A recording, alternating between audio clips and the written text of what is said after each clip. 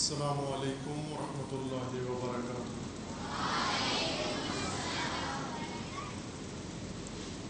اعوذ باللہ من الشیطان الرجیم، بسم اللہ الرحمن الرحیم۔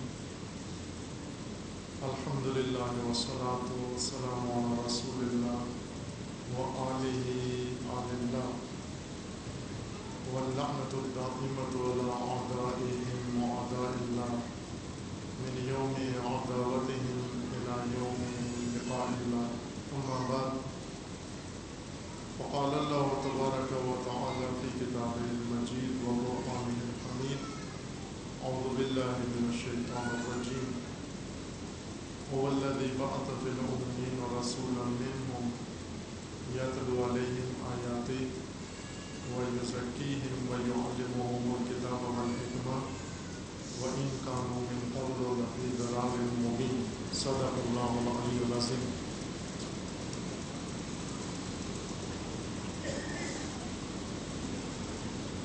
بہت ہی خوشی کا موقع ہے کہ اس ملت کے نونہال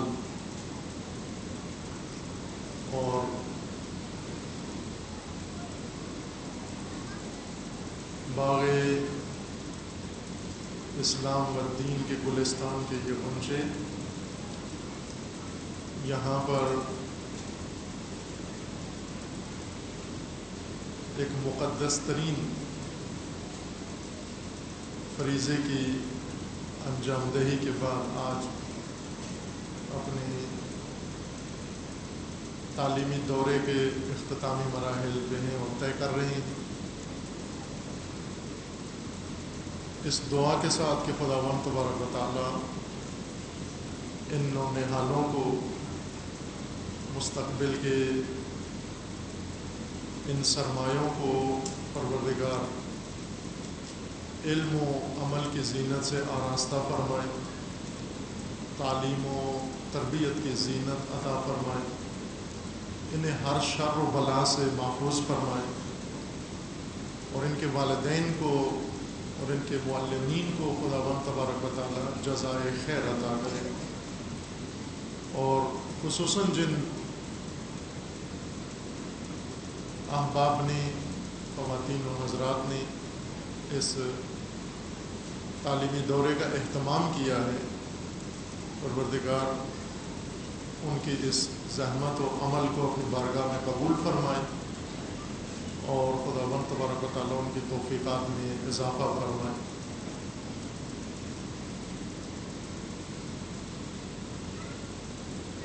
امید ہے کہ اس تعلیمی دورے میں اور تربیتی دورے میں ان عزیزوں نے، بچیوں نے اور بچوں نے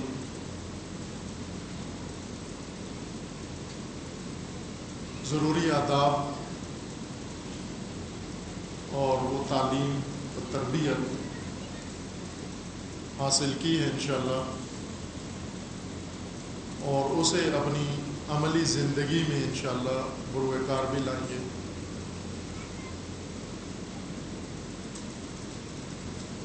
اگر ہم بہت سارے کام جو لوگ انجام دے رہے ہیں اور ہم بھی انجام دے رہے ہیں، ان کاموں میں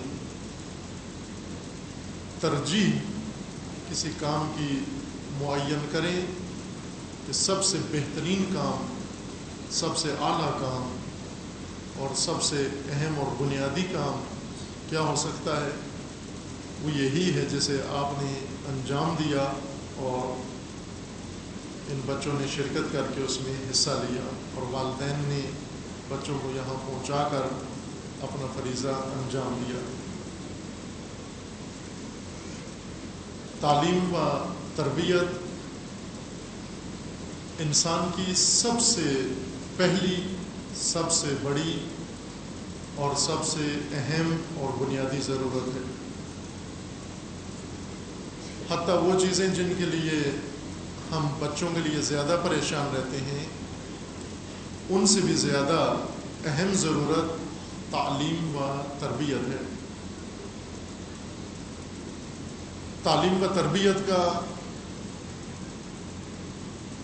مرحلہ یہی ہے جس مرحلے میں یہ ہمارے عزیزان موجود ہیں، ہم اسے طے کر رہے ہیں، لیکن یہ عزیزان ابھی اسی مرحلے میں موجود ہیں۔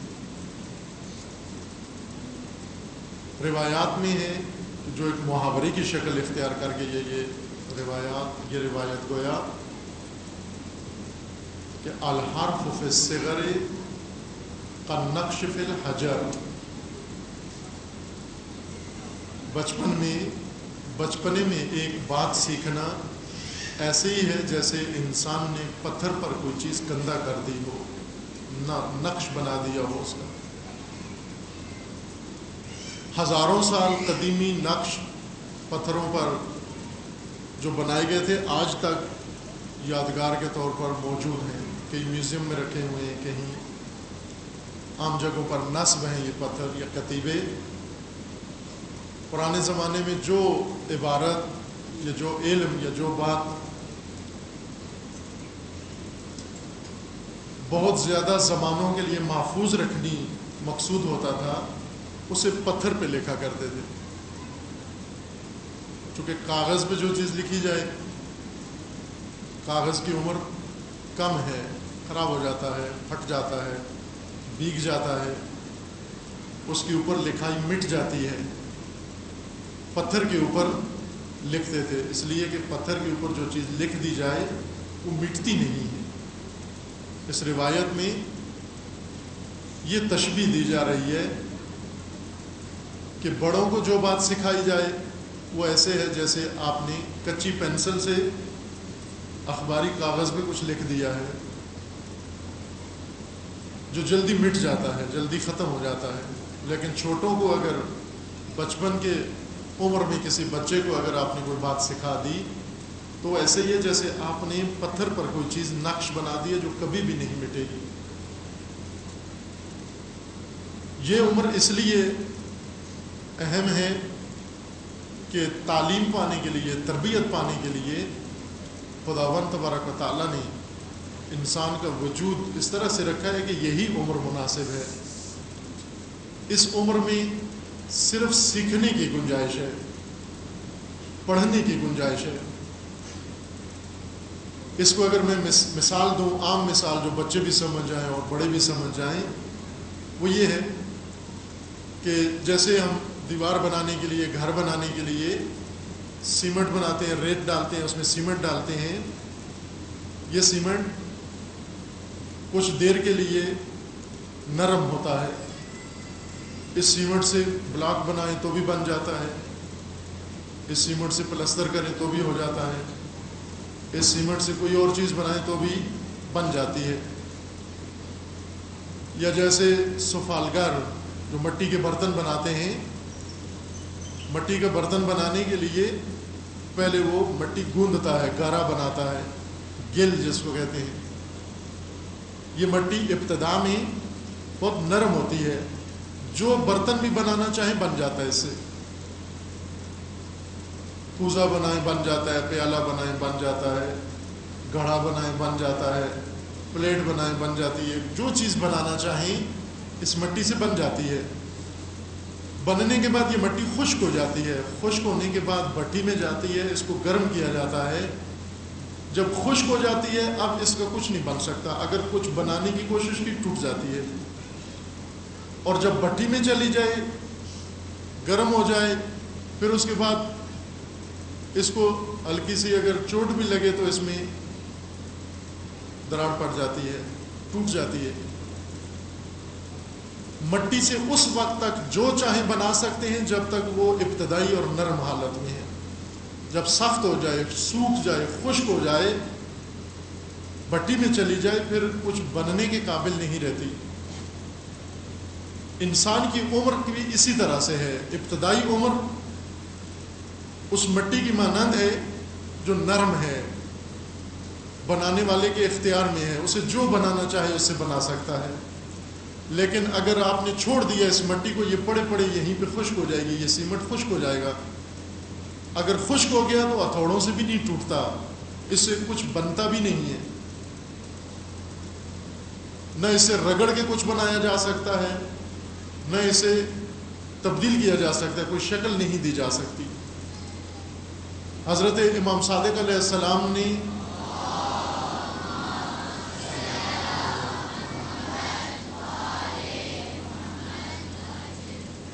یہ نصیحت فرمائی اور وصیت فرمائی مبلغین دین کو اور معلمین کو، استادوں کو،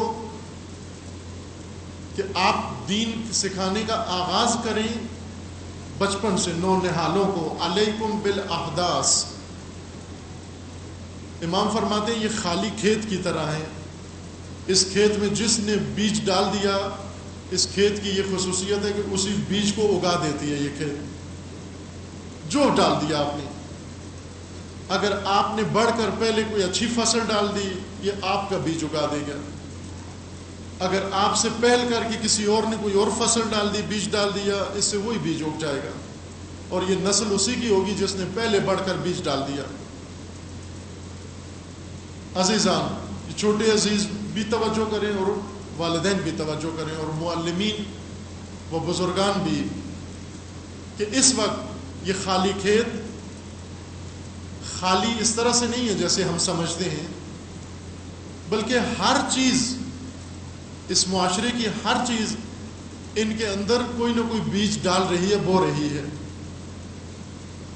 میڈیا کچھ ڈال رہا ہے، ٹی وی کچھ ڈال رہا ہے، در و دیوار ان بچوں کی وجود میں کچھ نہ کچھ چیز بیج بو رہے ہیں، اور جو کچھ وہ بو رہے ہیں وہ بہت زہریلی فصل ہے، زہریلا بیج ہے۔ جو بڑے ہوتے جاتے ہیں وہ بیج اگتا جاتا ہے ان کے اندر، فساد کا بیج، تباہی کا بیج، موت اور ہلاکت کا بیج بو رہے ہیں۔ اگر ہم ہاتھ پہ ہاتھ رکھ کے بیٹھے رہیں اور اپنے بچوں کو حالات کے سپورٹ کر دیں، سوسائٹی کے سپورٹ کر دیں، گلی و کوچہ میں ان کو آزاد چھوڑ دیں اور ان کو میڈیا اور ٹی وی کے حوالے کر دیں، جو کچھ وہ بوئیں گے وہ ایسا تباہ کن ہے، اتنا فاسد بیج ہے وہ، کہ جس کے اندر وہ اگے گا فساد کی شاخیں اور فساد کا درخت اگے گا اس کے اندر، اور اگ رہا ہے۔ خداوند تبارک و تعالیٰ نے یہ امانتیں دی ہیں۔ یہ بچے، اگرچہ ہم کہتے ہیں یہ ہمارے بچے ہیں، اچھا ہے کہہ سکتے ہیں آپ کے بچے ہیں، لیکن حقیقت میں یہ اللہ کی امانتیں ہیں، ہماری گود میں، ہماری آغوش میں، ہم ان کے مالک نہیں ہیں۔ اس لیے آپ انہیں کوئی صدمہ نہیں پہنچا سکتے، آپ انہیں نقصان نہیں پہنچا سکتے، آپ انہیں کوئی دکھ رنج نہیں دے سکتے۔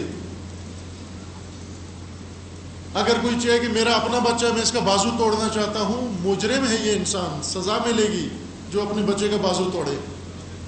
حتیٰ ایک انگلی اگر توڑنا چاہے نہیں توڑ سکتے، اگرچہ بچہ آپ کا ہے، آپ کی آغوش میں اللہ کی امانت ہے۔ یہ امانتوں میں انسان ناجائز تصرف، ناجائز استعمال نہیں کر سکتا۔ یہ امانتیں ہمیں اللہ کو لوٹانی ہیں اس طرح سے جس طرح اللہ نے دی ہیں۔ اللہ تعالیٰ نے یہ پاک و پاکیزہ امانتیں ہمیں دی ہیں، ہمیں پاک و پاکیزہ بنا کر انہیں خدا کو واپس کرنا ہے۔ ہم جاتے ہیں خدا سے امانتیں مانگتے ہیں، خدایا اولاد دے، اولاد نرینہ دے، بچہ دے، وہ خدا دے دیتا ہے، ہماری بات سن لیتا ہے۔ نظر نیاز کرتے ہیں، اس نظر و نیاز کے نتیجے میں، دعا کے نتیجے میں اللہ ہمیں اولاد دے دیتا ہے، یہ امانت ہمارے حوالے کر دیتا ہے۔ لیکن اولاد مانگتے ہوئے اس دن کا بھی سوچیں کہ یہ مجھے لوٹانی بھی ہے اللہ کو، یہ واپس بھی دینی ہے مجھے۔ کیا بنا کر اللہ کو واپس دیں گے؟ کس شکل میں خدا کو یہ امانت واپس کریں گے؟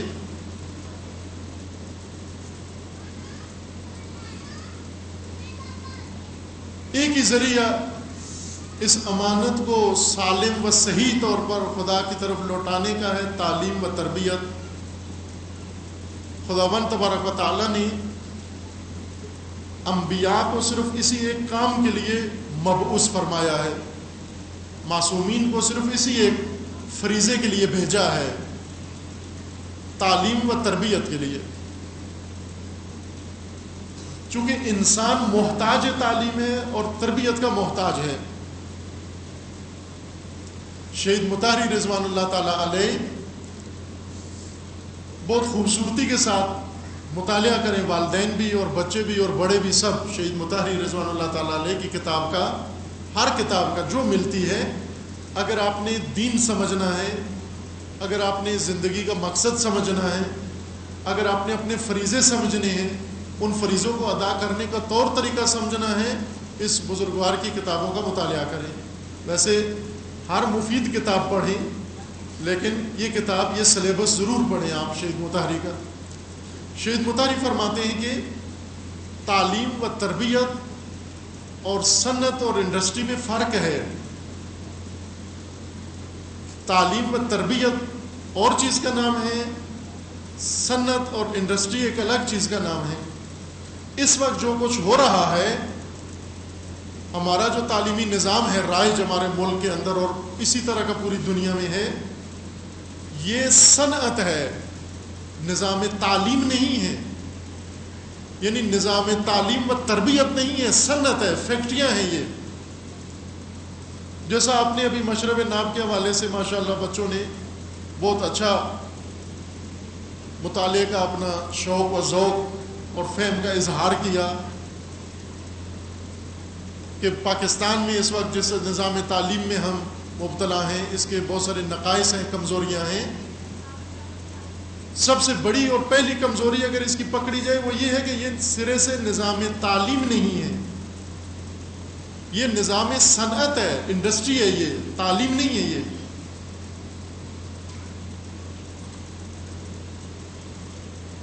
امام خمینی رضوان اللہ تعالیٰ علیہ فرماتے ہیں کہ اسلام احکام ہی لے کر نہیں آیا، احکام سے پہلے نظام لے کر آیا ہے. یعنی اسلام میں پہلے نظام بیان ہوا ہے، بعد میں اس نظام کے احکام بیان ہوئے ہیں. لیکن ہم نے اسلام کو آخر سے پکڑا ہے، جا کر اوپر سے، نیچے سے نہیں پکڑا. اگر آپ ایک درخت کو اوپر سے پکڑیں کیا ہاتھ آئے گا؟ یہ بچے جواب دیں. اگر ایک پودے کو اوپر سے پکڑے کیا ہاتھ آئے گا؟ پتے ہاتھ آئیں گے. اور شاخیں ہاتھ آئیں گی. ایسے ہی ہے نا، پودے کو اوپر سے جا کر پکڑیں تو پتے اور شاخیں ہاتھ آئیں گی. پتے اور شاخیں کس چیز پہ لگتے ہیں؟ درخت پہ. درخت کس چیز کا نام ہے؟ بتاتے رہیں ساتھ ساتھ. پودا کس چیز کا نام ہے جس پہ شاخیں اور پتے لگتے ہیں؟ جڑیں اور تنا ہے اور جڑیں ہیں. یہ درخت ہے، اس درخت کے اوپر شاخیں اور پتے لگتے ہیں. اگر آپ اوپر سے جا کر اس کو پکڑیں تو ہاتھ میں فقط کیا آئے گا؟ شاخیں اور پتے. درخت ہاتھ نہیں آئے گا. درخت اگر چاہیے آپ کو تو آپ کو کہاں سے پکڑنا ہوگا درخت کو؟ یا تنے سے پکڑو یا جڑوں سے پکڑو تاکہ پورا درخت ہاتھ آئے. اگر جڑیں اور تنا آپ کے پاس آیا تو شاخیں اور پتے بھی آ جائیں گے.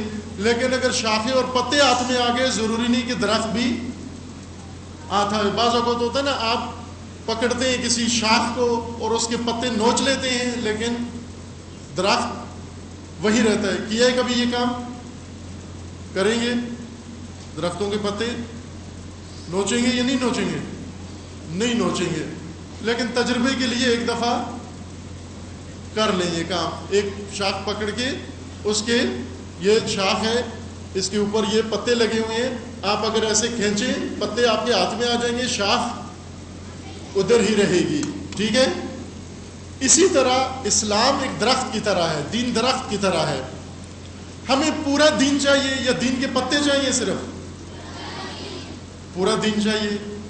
ہمیں دین کی شاخیں چاہیے یا دین کا تنا اور جڑیں بھی چاہیے؟ تنا اور جڑیں بھی چاہیے. اگر ہم نے شاخیں لے بھی لیں، 2-4 شاخیں کاٹ بھی لیں اور درخت نہ لے کر آئے تو یہ شاخیں کچھ عرصے کے بعد کیا ہوں گی؟ مرجھا جائیں گی. پھر کیا ہوگا؟ خشک ہو جائیں گی، پھر کیا ہوگا؟ بدنما ہو جائیں گی، اور کیا ہوگا؟ پھر اٹھا کر اس کو باہر پھینک دیں گے۔ اسی طرح اگر آپ نے دین کو اس طرح سے پڑھا کہ موٹی موٹی باتیں، چند ایک باتیں دین کی آپ کو سیکھ لیں، تھوڑی سی تاریخی معلومات بتا دیں، تھوڑا سا آپ کو حکم 4-5 وضو کا طریقہ بتا دیا، فلاں طریقہ بتا دیا، یہ پتے آپ نے دین کے اوپر سے لے لیے، لیکن درخت ہاتھ نہیں آیا، یہ پتے جب گھر لے کے جاؤ گے اور پھر جا کر ٹی وی پہ دیکھنے بیٹھ جاؤ گے، اور پھر گھر جا کر گیم میں مشغول ہو جاؤ گے، کرکٹ دیکھنے میں لگ جاؤ گے، دوسرے کاموں میں لگ جاؤ گے، تو یہ پتے جو لے گئے تھے یہ گھر میں جا کر خشک ہو جائیں گے۔ اگر یہ کیمپ یا ورکشاپ جو بچوں کی تعلیم و تربیت کا ہے، اس میں ہم بچوں کے ہاتھ میں پتے دے دیں تھوڑے سے، اور یہ پتے گھر لے جائیں، یہ جا کر ماں باپ کو دکھائیں، ماں باپ کی خوش ہوں، بڑے ہرے پتے بچے لائے ہیں ماشاءاللہ، یہ پتے وہ جگ گلاس میں رکھ دیں گے، چند دن ہرے رہیں گے، پھر مرجھا جائیں گے، پھر خشک ہو جائیں گے، پھر بدنما ہوں گے، پھر والدین ہی اٹھا کر یا بچہ ہی اٹھا کر اس کو باہر پھینک دے گا۔ یہی بچہ جو آج کیمپ میں آیا، یہ دیکھیں اس نے جرمن کٹ کرائی ہوئی ہوگی اور بال نائی سے جا کر الٹے بال بنوائے ہوں گے اس نے، اور پتلون پھاڑی ہوئی ہوگی گھٹنوں سے، اور اپنے آپ کا حلیہ عجیب و غریب بنایا ہوگا اس نے۔ شوق ہے نا بچوں کو ایسی کٹ کرانے کا۔ یہ کون بچے ہوتے ہیں جن کے پتے دین کے مرجھا جاتے ہیں، اور کل کو دیکھو جا کر خشک ٹینی کی طرح اس کو اٹھا کر باہر پھینک دیتے ہیں، دین گھر سے باہر نکل جاتا ہے۔ اگر یہ پتا ہرا رہے، یہ پودا ہرا رہے، یہ درخت سدا بہار ہو، ہمارے گھر میں رہے، سدا بہار ہو، ہمیشہ اس پہ ہریالی ہو، پتے ہوں، پھل ہوں، پھول ہوں، تو کیا کرنا ہوگا ہمیں؟ اس کو تنے سمیت، اور وہ بھی تنا کاٹ کے نہیں لے جانا بلکہ جڑوں سمیت، جڑیں اس کی نکالنی ہوگی اور جا کر اپنے گھر کے باغ میں کاشت کرنا ہوگا، اس کو لگانا ہوگا پودے کو، پھر اس کو پانی دیتے رہنا ہوگا، پھر اس کا خیال رکھنا ہوگا، پھر آپ دیکھیں کہ ہرا بھی ہے، پتے بھی ہیں، شاخیں بھی ہیں۔ اسی طرح امام خمینی رضوان اللہ تعالیٰ علیہ فرماتے ہیں کہ دین اس درخت کی طرح ہے، اگر آپ صرف چند احکام سکھا دے بچوں کو، چند آداب سکھا دے بچوں کو، ان احکام کے خشک ہونے کا زیادہ امکان ہے۔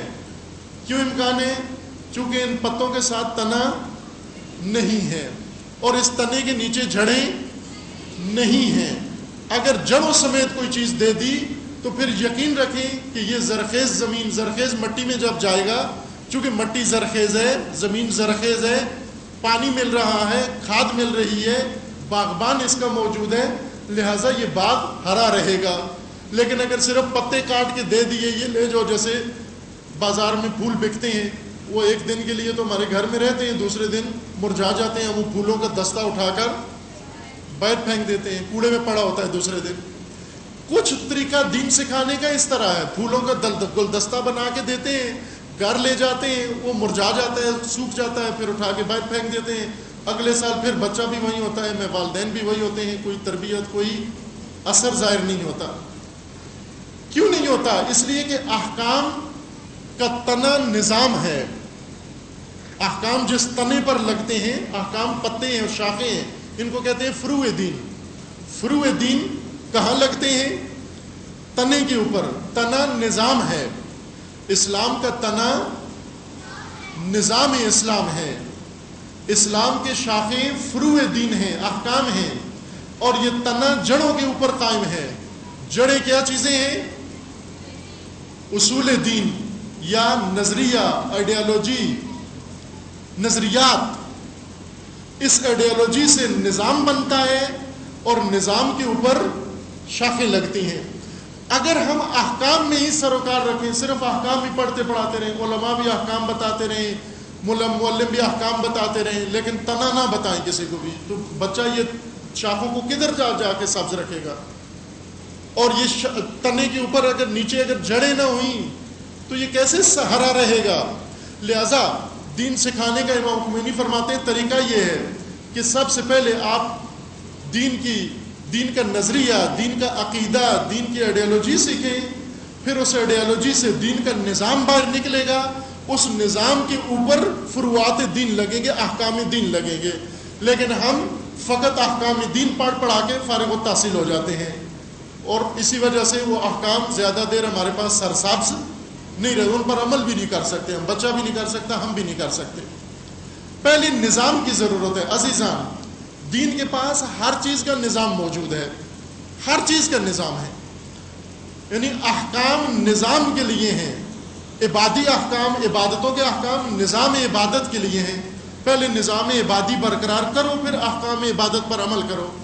اس کے بعد حلال و حرام کے احکام یہ نظام معیشت کے لیے ہیں.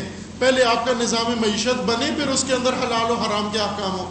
اگر نظام معیشت نہ ہوا تو حلال و حرام میں فرق ختم ہو جائے گا. لہذا والدین بچوں کو حرام کھلاتے رہیں گے، بینکوں سے سود لیں گے، حرام کمائیں گے، جھوٹ سے پیسے کمائیں گے، جھوٹی تنخواہ لیں گے، فراڈ کریں گے، رشوت لیں گے، اور یہی پیسے آ کر بچوں کو کھلائیں گے. پھر بچوں کے لیے دعا بھی کرائیں گے کہ دعا کرو ہمارا بچہ نیک صالح اور مسلمان بھی ہو جائے. کس طرح سے نیک صالح ہو جائے؟ جب اس بچے کے پیٹ میں حرام بن ڈال رہے ہیں. حرام کیوں ڈال رہے ہیں؟ چونکہ مجبور ہیں حرام کھانے پر. کیوں مجبور ہیں؟ چونکہ نظام نہیں ہے ہمارا درست. اب کیوں پھر نظام کو ٹھیک نہیں کرتے ہو؟ اس لیے کہ ہم احکام پر عمل کر کے ہم سمجھتے ہیں کہ ہم فارغ التحصیل ہو گئے، ہم نے تو اپنا سارا فریضہ انجام دے دیا. جب ہم نظام سیکھتے ہی نہیں ہیں تو نظام بدلیں گے کیسے؟ نظام بنائیں گے کیسے؟ اس نظام کے اندر عمل کیسے کریں گے جب ہم نظام پڑھنے کے لیے ہی تیار نہیں ہیں، نظام سیکھنے کے لیے تیار نہیں ہیں؟ دین کے اندر ہر شعبے کے لیے نظام ہے.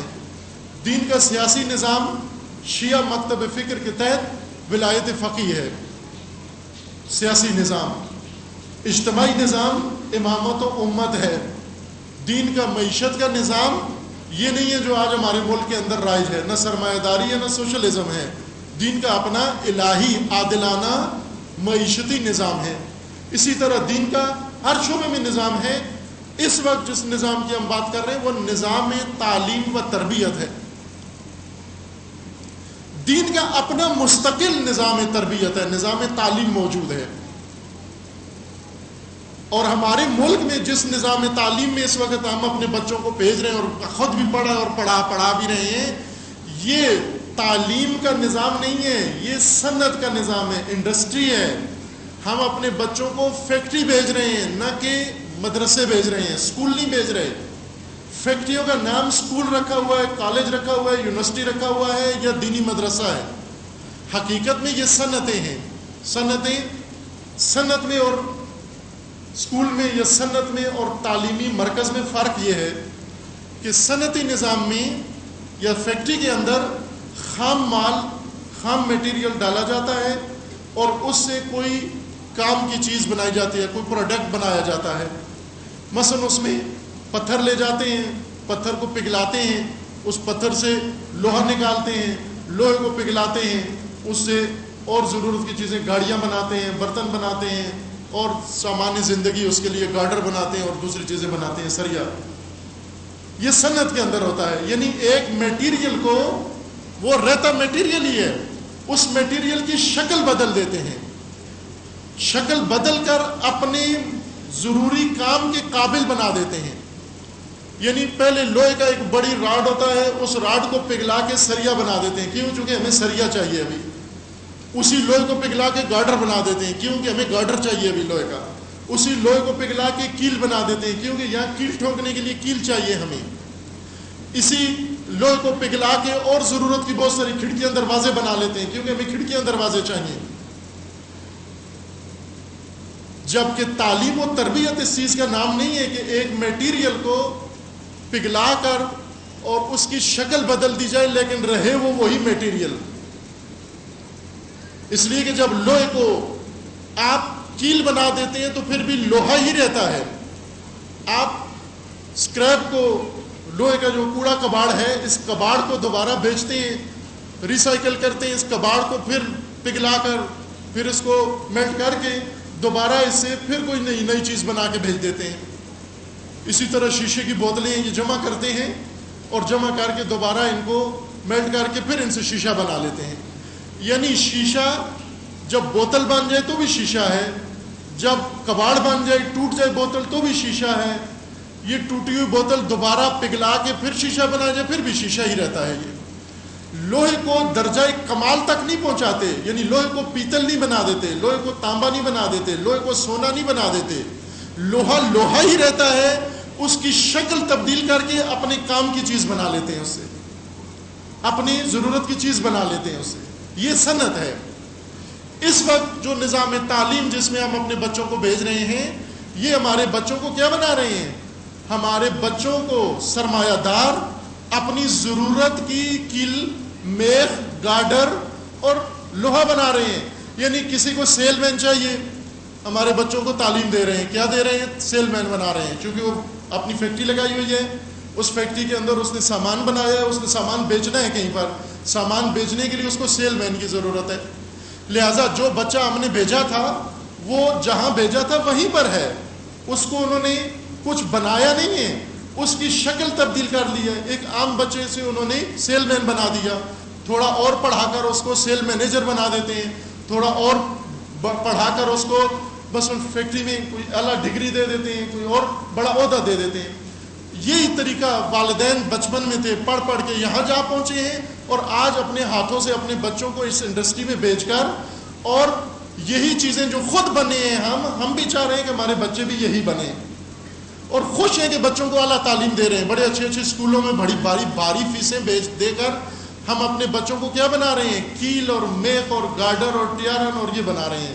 کیوں؟ اس لیے کہ یہ چاہیے سرمایہ داروں کو, انہی کے لیے چاہیے. لیکن جہاں بچے تھے یا جہاں ہم تھے, آیا ہماری جو بنیادی ضرورت ہے, مقصد خلقت ہے, جس بننے کے لیے خدا نے ہمیں پیدا کیا تھا, اس نظام تعلیم نے ہمیں ایک قدم اس کی طرف آگے بڑھایا ہے, ایک قدم ہم نے اس کی طرف اٹھایا آگے. یہاں دیکھتے ہیں پاکستان میں اچھا گارڈر نہیں بناتے, اپنا میٹیریل بھیج دیتے ہیں ملک سے باہر, جاپان میں بھیج دیتے ہیں, امریکہ بھیج دیتے ہیں, دوسرے ملکوں میں بچے پڑھانے کے لیے بھیج دیتے ہیں. کیوں؟ اس لیے کہ پاکستان میں اچھا میٹیریل نہیں بناتے. یعنی ہم نے خام مال دیا ہے, اس خام مال سے ایک کیل کانٹا انہوں نے بنانا ہے, چمچ چھری بنانی ہے انہوں نے. پاکستانی اچھا نہیں بنا سکتے اس کی شکل, باہر والے اچھا بناتے ہیں. اور پبلک سکول اور ماڈل سکول اور دوسرے سسٹم جو یورپین یہاں پر رائج ہے, وہ اچھی چیز, اچھا میٹیریل اسے بنا کے دیتے ہیں. یعنی وہاں کا بنا ہوا بہت ایکسپرٹ ہوتا ہے, بڑا ماہر ہوتا ہے. یہ نظام نہیں ہے, نظام تعلیم نہیں ہے, یہ نظام صنعت ہے, نظام, یہ انڈسٹری ہے. ہر چیز انڈسٹری بن چکی ہے. نظام تعلیم, یہ جو ابھی بچوں سے سوال کیا گیا تھا کہ پاکستان کے اندر نظام تعلیم کی سب سے بڑی خامی کیا ہے, ایک بچے نے صحیح جواب دیا, وہ یہ تھا کہ یہاں نظام تعلیم انڈسٹری ہے. ایک انڈسٹری ہے, یعنی ذریعہ معاش ہے, اور انڈسٹری کے اندر ہمارے بچوں کو انسان نہیں سمجھا جاتا, خام میٹیریل سمجھا جاتا ہے. فیکٹری میں اس کو میلٹ کیا جاتا ہے, میلٹ کر اپنی ضرورت کا کارآمد انسان بنا دیتے ہیں. لیکن اللہ نے مجھے کیوں پیدا کیا, میرا مقصد خلقت کیا تھا, میں دنیا میں کیوں آیا, مجھے یہاں بھیجا کیوں گیا تھا, مجھے اس شیپ میں کیوں بنایا گیا, میرے آنے کا مقصد کیا تھا یہاں پر, نہ اس کی طرف کوئی سوچنے کی ضرورت نہیں ہے. اس طرف اگر آپ نے سوچا تو انتہا پسندی ہو جائے گی, یہ شدت پسندی ہو جائے گی آپ کی. بس پہلی بات جو خصوصاً والدین ذہن میں رکھیں, جہاں تک یہ صدا پہنچے گی اور پہنچ رہی ہے, پہلا نقطہ یہ ذہن میں رکھ لیں کہ اس وقت پوری دنیا کے اندر تعلیم کے نام پر جو سسٹم موجود ہے, یہ نظام تعلیم نہیں ہے, ایجوکیشن نہیں ہے, بلکہ یہ انڈسٹری ہے, نہ ایجوکیشن ہے. ایجوکیٹ کرنا اور چیز کو کہتے ہیں, اس کا اور معنی ہے, اور اس کو میلٹ کر کے کسی اور چیز میں تبدیل کرنا, کنورٹ کرنا, یہ اور چیز ہے. ایجوکیٹ کرنا اور مطلب ہے, میں بھی اس کی طرف آؤں گا, عرض کروں گا آپ کی خدمت میں کہ ابھی جس نظام تعلیم میں ہم بیٹھے ہوئے اور بنے ہوئے ہیں یا بن رہے ہیں, وہ ہمارے ساتھ کیا کر رہا ہے. یہ صرف اشارہ کیا آپ کی خدمت میں. نظام تعلیم کیا ہوتا ہے؟ نظام تربیت جس کے لیے خداوند تبارک و تعالیٰ نے انبیاء کو مقرر کیا. یہ آیت جو آپ کے سامنے پڑھی ہے سورہ جمعہ کی, یہ سورہ آل عمران میں بھی ہے, سورہ جمعہ میں بھی ہے, اور بہت ساری آیات میں خداوند تعالیٰ نے انبیاء کی بعثت کا مقصد یہ ذکر فرمایا ہے کہ یعلمہم الکتاب والحکمہ یزکیہم، یعنی تربیت و تعلیم کے لیے انبیاء آئے ہیں، فقط اس کام کے لیے۔ وہ ڈیوٹیاں جو ہم نے ائمہ اور انبیاء کی لگائی ہوئی ہیں، نہ، ان کے لیے خدا نے انہیں نہیں بھیجا، وہ ہماری طرف سے ہیں ان کی ڈیوٹیاں۔ اور ظاہر ہے کہ وہ ہمارے انبیاء نہیں ہیں، ہمارے ائمہ نہیں ہیں، ہمارے وہ رسول نہیں ہیں، اللہ کے رسول ہیں۔ خدا نے ان کو بھیجا ہے اپنا سفیر و پیغمبر بنا کر، تو وہ اللہ کی بات ماننے آئے ہیں، نہ ہماری بات۔ مخلوق خوش کرنے نہیں آئے، اللہ کی خوشنودی کے لیے آئے ہیں، اللہ کے دین کی تبلیغ کے لیے آئے ہیں، نہ میری اور آپ کی خواہشات کی پیروی کے لیے۔ خداوند نے رسول اللہ کو فرمایا، اے رسول خبردار، ان عوام کی خواہشات کی پیروی نہ کرنا، ان کی ہوا و ہوس کی پیروی نہیں کرنا۔ یہ بہت ساری چیزیں آپ سے مانگیں گے، بہت ساری ڈیمانڈ ہے ان لوگوں کی، لیکن آپ کو صرف اللہ کا حکم ماننا ہے۔ بنی اسرائیل نے حضرت موسیٰ سے ڈیمانڈ کی، کہا کہ ہمارے لیے من و سلوہ لاؤ، تو حضرت موسیٰ نے دعا کی کہ شاید اس راہ سے ہدایت پا جائیں، من و سلوہ دے دیا۔ پھر اس کے بعد کچھ عرصہ کھانے کے بعد اکتا گئے اور کہنے لگے کہ اب سبزیاں، ٹماٹر، پیاز اور دھنیا اور یہ چیزیں لاؤ ہمارے لیے کہ ہمارا ٹیسٹ چینج ہو۔ پھر خداوند نے حضرت موسیٰ کو اس لیے نہیں بلایا، بھیجا تھا کہ بنی اسرائیل کے ٹیسٹ کے مطابق ان کو سبزیاں دیتے رہے، ان کو من و سلوہ دیتے رہے، ان کو تیتر بٹیر دیتے رہے۔ اگر آج ہمارے پاس نبی ہوتے موجود تو ہم کیا کہتے ہیں؟ میک ڈونلڈ میں ہمیں لے جاؤ، KFC کی طرح کوئی ادارہ بناؤ ہمارے لیے۔ ہم بھی نبی سے یہی مانگتے ہیں کہ ایک میک ڈونلڈ اسلامی میک ڈونلڈ بھی ہونا چاہیے۔ اس وقت بعض جو مصلحین ہیں ہمارے رہبران، ان کی ساری کوشش یہ ہے کہ ایک اسلامی میک ڈونلڈ بھی ہونا چاہیے تاکہ حلال کا برگر ملے وہاں پر۔ میک ڈونلڈ ہے، اسلامی ہو یا غیر اسلامی ہو۔ انبیاء میک ڈونلڈ بنانے نہیں آئے، انبیاء KFC بنانے نہیں آئے، انبیاء تیتر بٹیر نہ کھانے آئے نہ کھلانے آئے ہیں۔ انبیاء کا یہ مقصد نہیں تھا، انبیاء کی ڈیوٹی خدا نے لگائی ہے، اور وہ ڈیوٹی کیا ہے؟ تعلیم و تزکیہ، تعلیم و تربیت۔ یعنی تمام انبیاء، 1,24,000 انبیاء کا فریضہ اللہ نے مقرر کیا کہ آپ نے فقط ایک کام کرنے جا کر تعلیم اور تربیت، یہ ایک کام کرنا ہے آپ نے۔ اس کے علاوہ، یا اس کو 2 کام کہہ لیں آپ کہ تعلیم و تربیت، چونکہ اصل ایک کام ہے، ایک ذریعہ ہے، دوسرا ہدف ہے، لیکن آپ 2 کام بھی شمار کر سکتے ہیں، تعلیم و تربیت۔ یہ انبیاء کی ڈیوٹی ہے، اور یہی کام کیا انبیاء نے، اس کے علاوہ کچھ بھی نہیں کیا۔ آج جو ہم انبیاء سے نسبت دیتے ہیں کہ انبیاء نے یہ، آج جتنی موٹر سائیکلیں بنی ہیں یہ انبیاء نے ہی بنائی تھیں اصل میں۔ بعض ذاکرین ہمارے ممبروں پر آ کر خطیب یہ ثابت کرنے کی کوشش کرتے ہیں کہ یہ ٹریکٹر بھی در حقیقت ہمارے امام ہی نے سکھایا تھا، کسی کو جابر ابن حیان کو سکھایا تھا، فلاں کو سکھایا تھا۔ ہمیں بھی ایسی باتیں زیادہ پسند ہیں کہ انبیاء سے کمپیوٹر ہم استفادہ کریں گے۔ یہ جو اصل میں کمپیوٹر بنا ہے یہ بھی نیچرل رہا میں موجود ہے، اس کی تھیوری وہیں سے پڑھ کر کسی نے کمپیوٹر بنایا تھا۔ نہ خیر، امیر المومنین کمپیوٹر بنانے نہیں آئے، حضرت ابراہیم ٹریکٹر بنانے نہیں آئے، خلائی شٹل بنانے نہیں آئے۔ کیوں؟ اس لیے کہ یہ چیزیں انسان خود بنا سکتا ہے۔ جو کام بھی انسان خود بنا سکتا ہے سیکھ کے، پڑھ لے کے، خدا نے وہ کام ائمہ اور معصومین کے ذمے نہیں لگایا۔ کیوں نہیں لگایا؟ اس لیے کہ وقت ضائع کرنا ہے۔ یہ کام تو یہ خود کر لیں گے، بہت سارے کام ہیں جو آپ خود کر سکتے ہیں۔ جو کام آپ خود کر سکتے ہیں میں بھی آ کر وہی کام آپ سے کرواؤں تو کیا میں صحیح کام کر رہا ہوں؟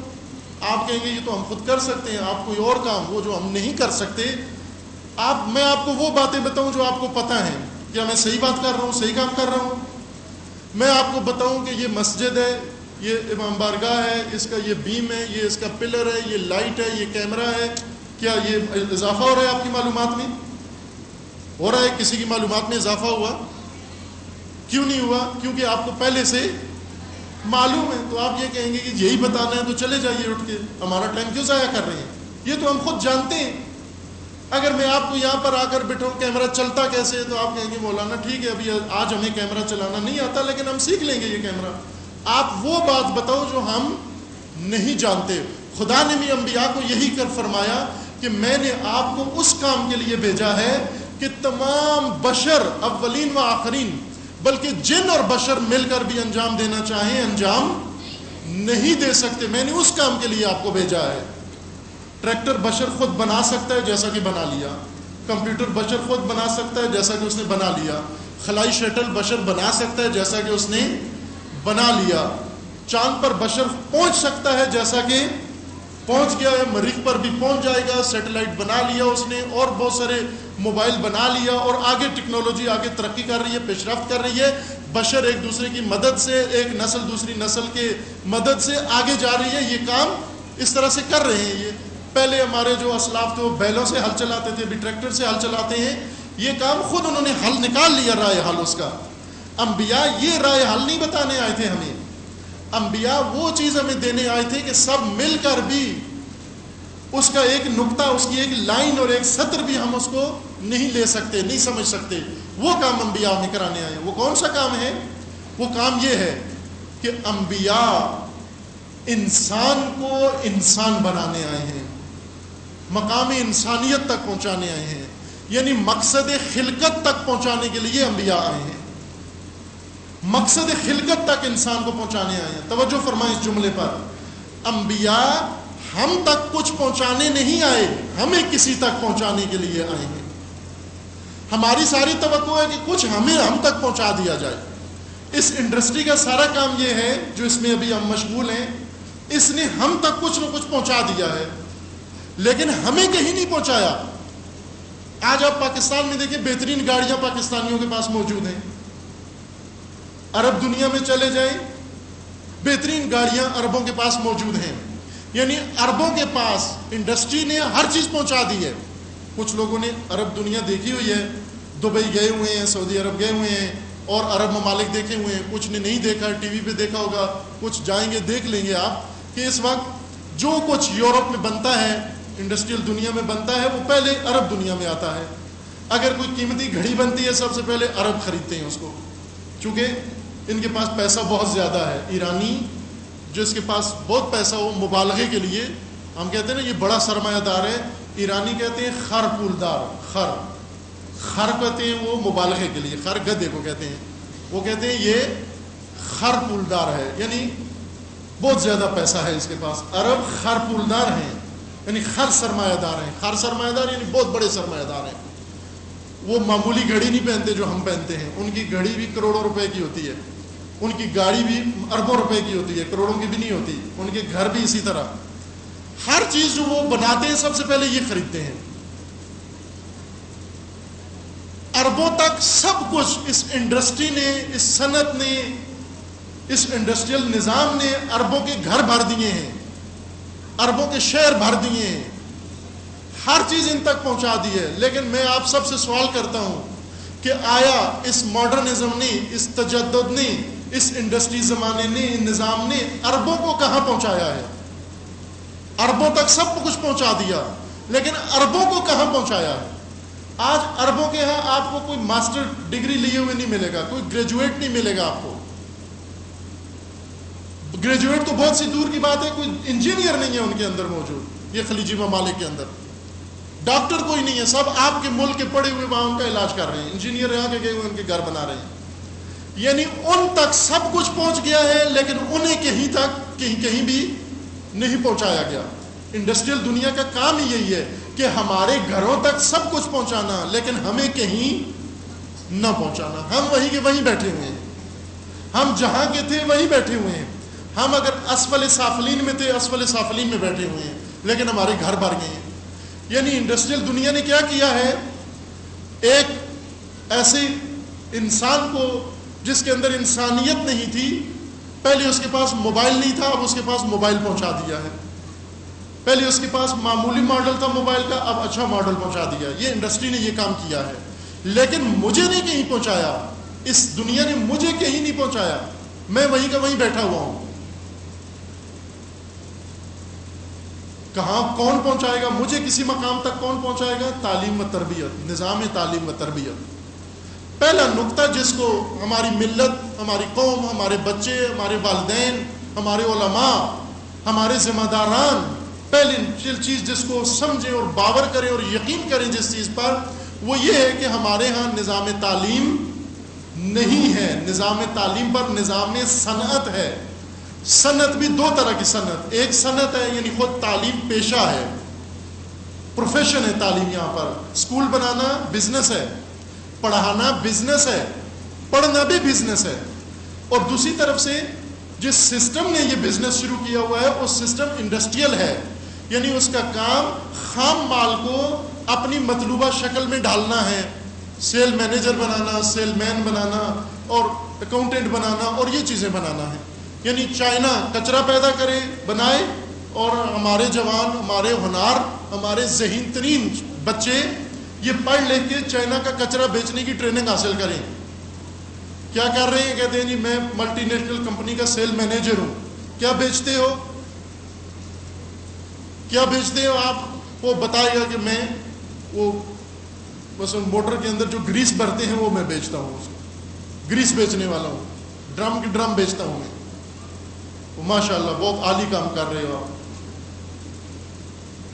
بھلے معیشت کے لیے روزگار چاہیے عزیزان، اچھا روزگار چاہیے، پر درآمد جس کی انکم اچھی ہو وہ روزگار چاہیے.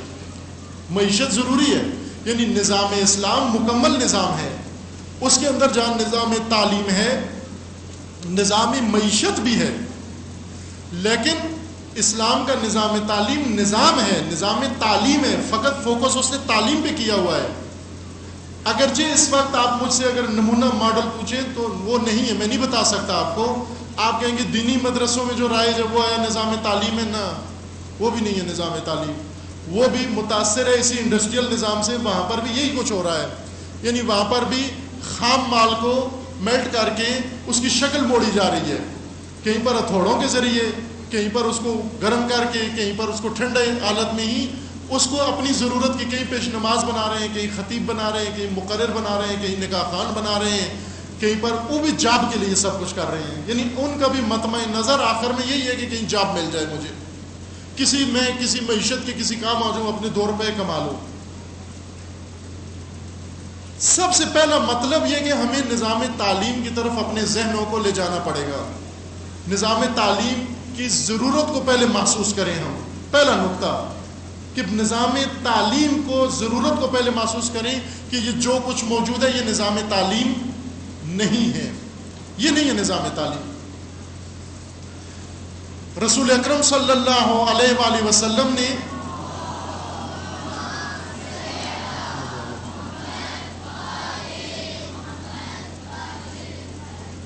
یہ پیشنگوئی کی ہوئی تھی کہ ایک زمانہ ایسا آئے گا جس میں ہر چیز بدل جائے گی.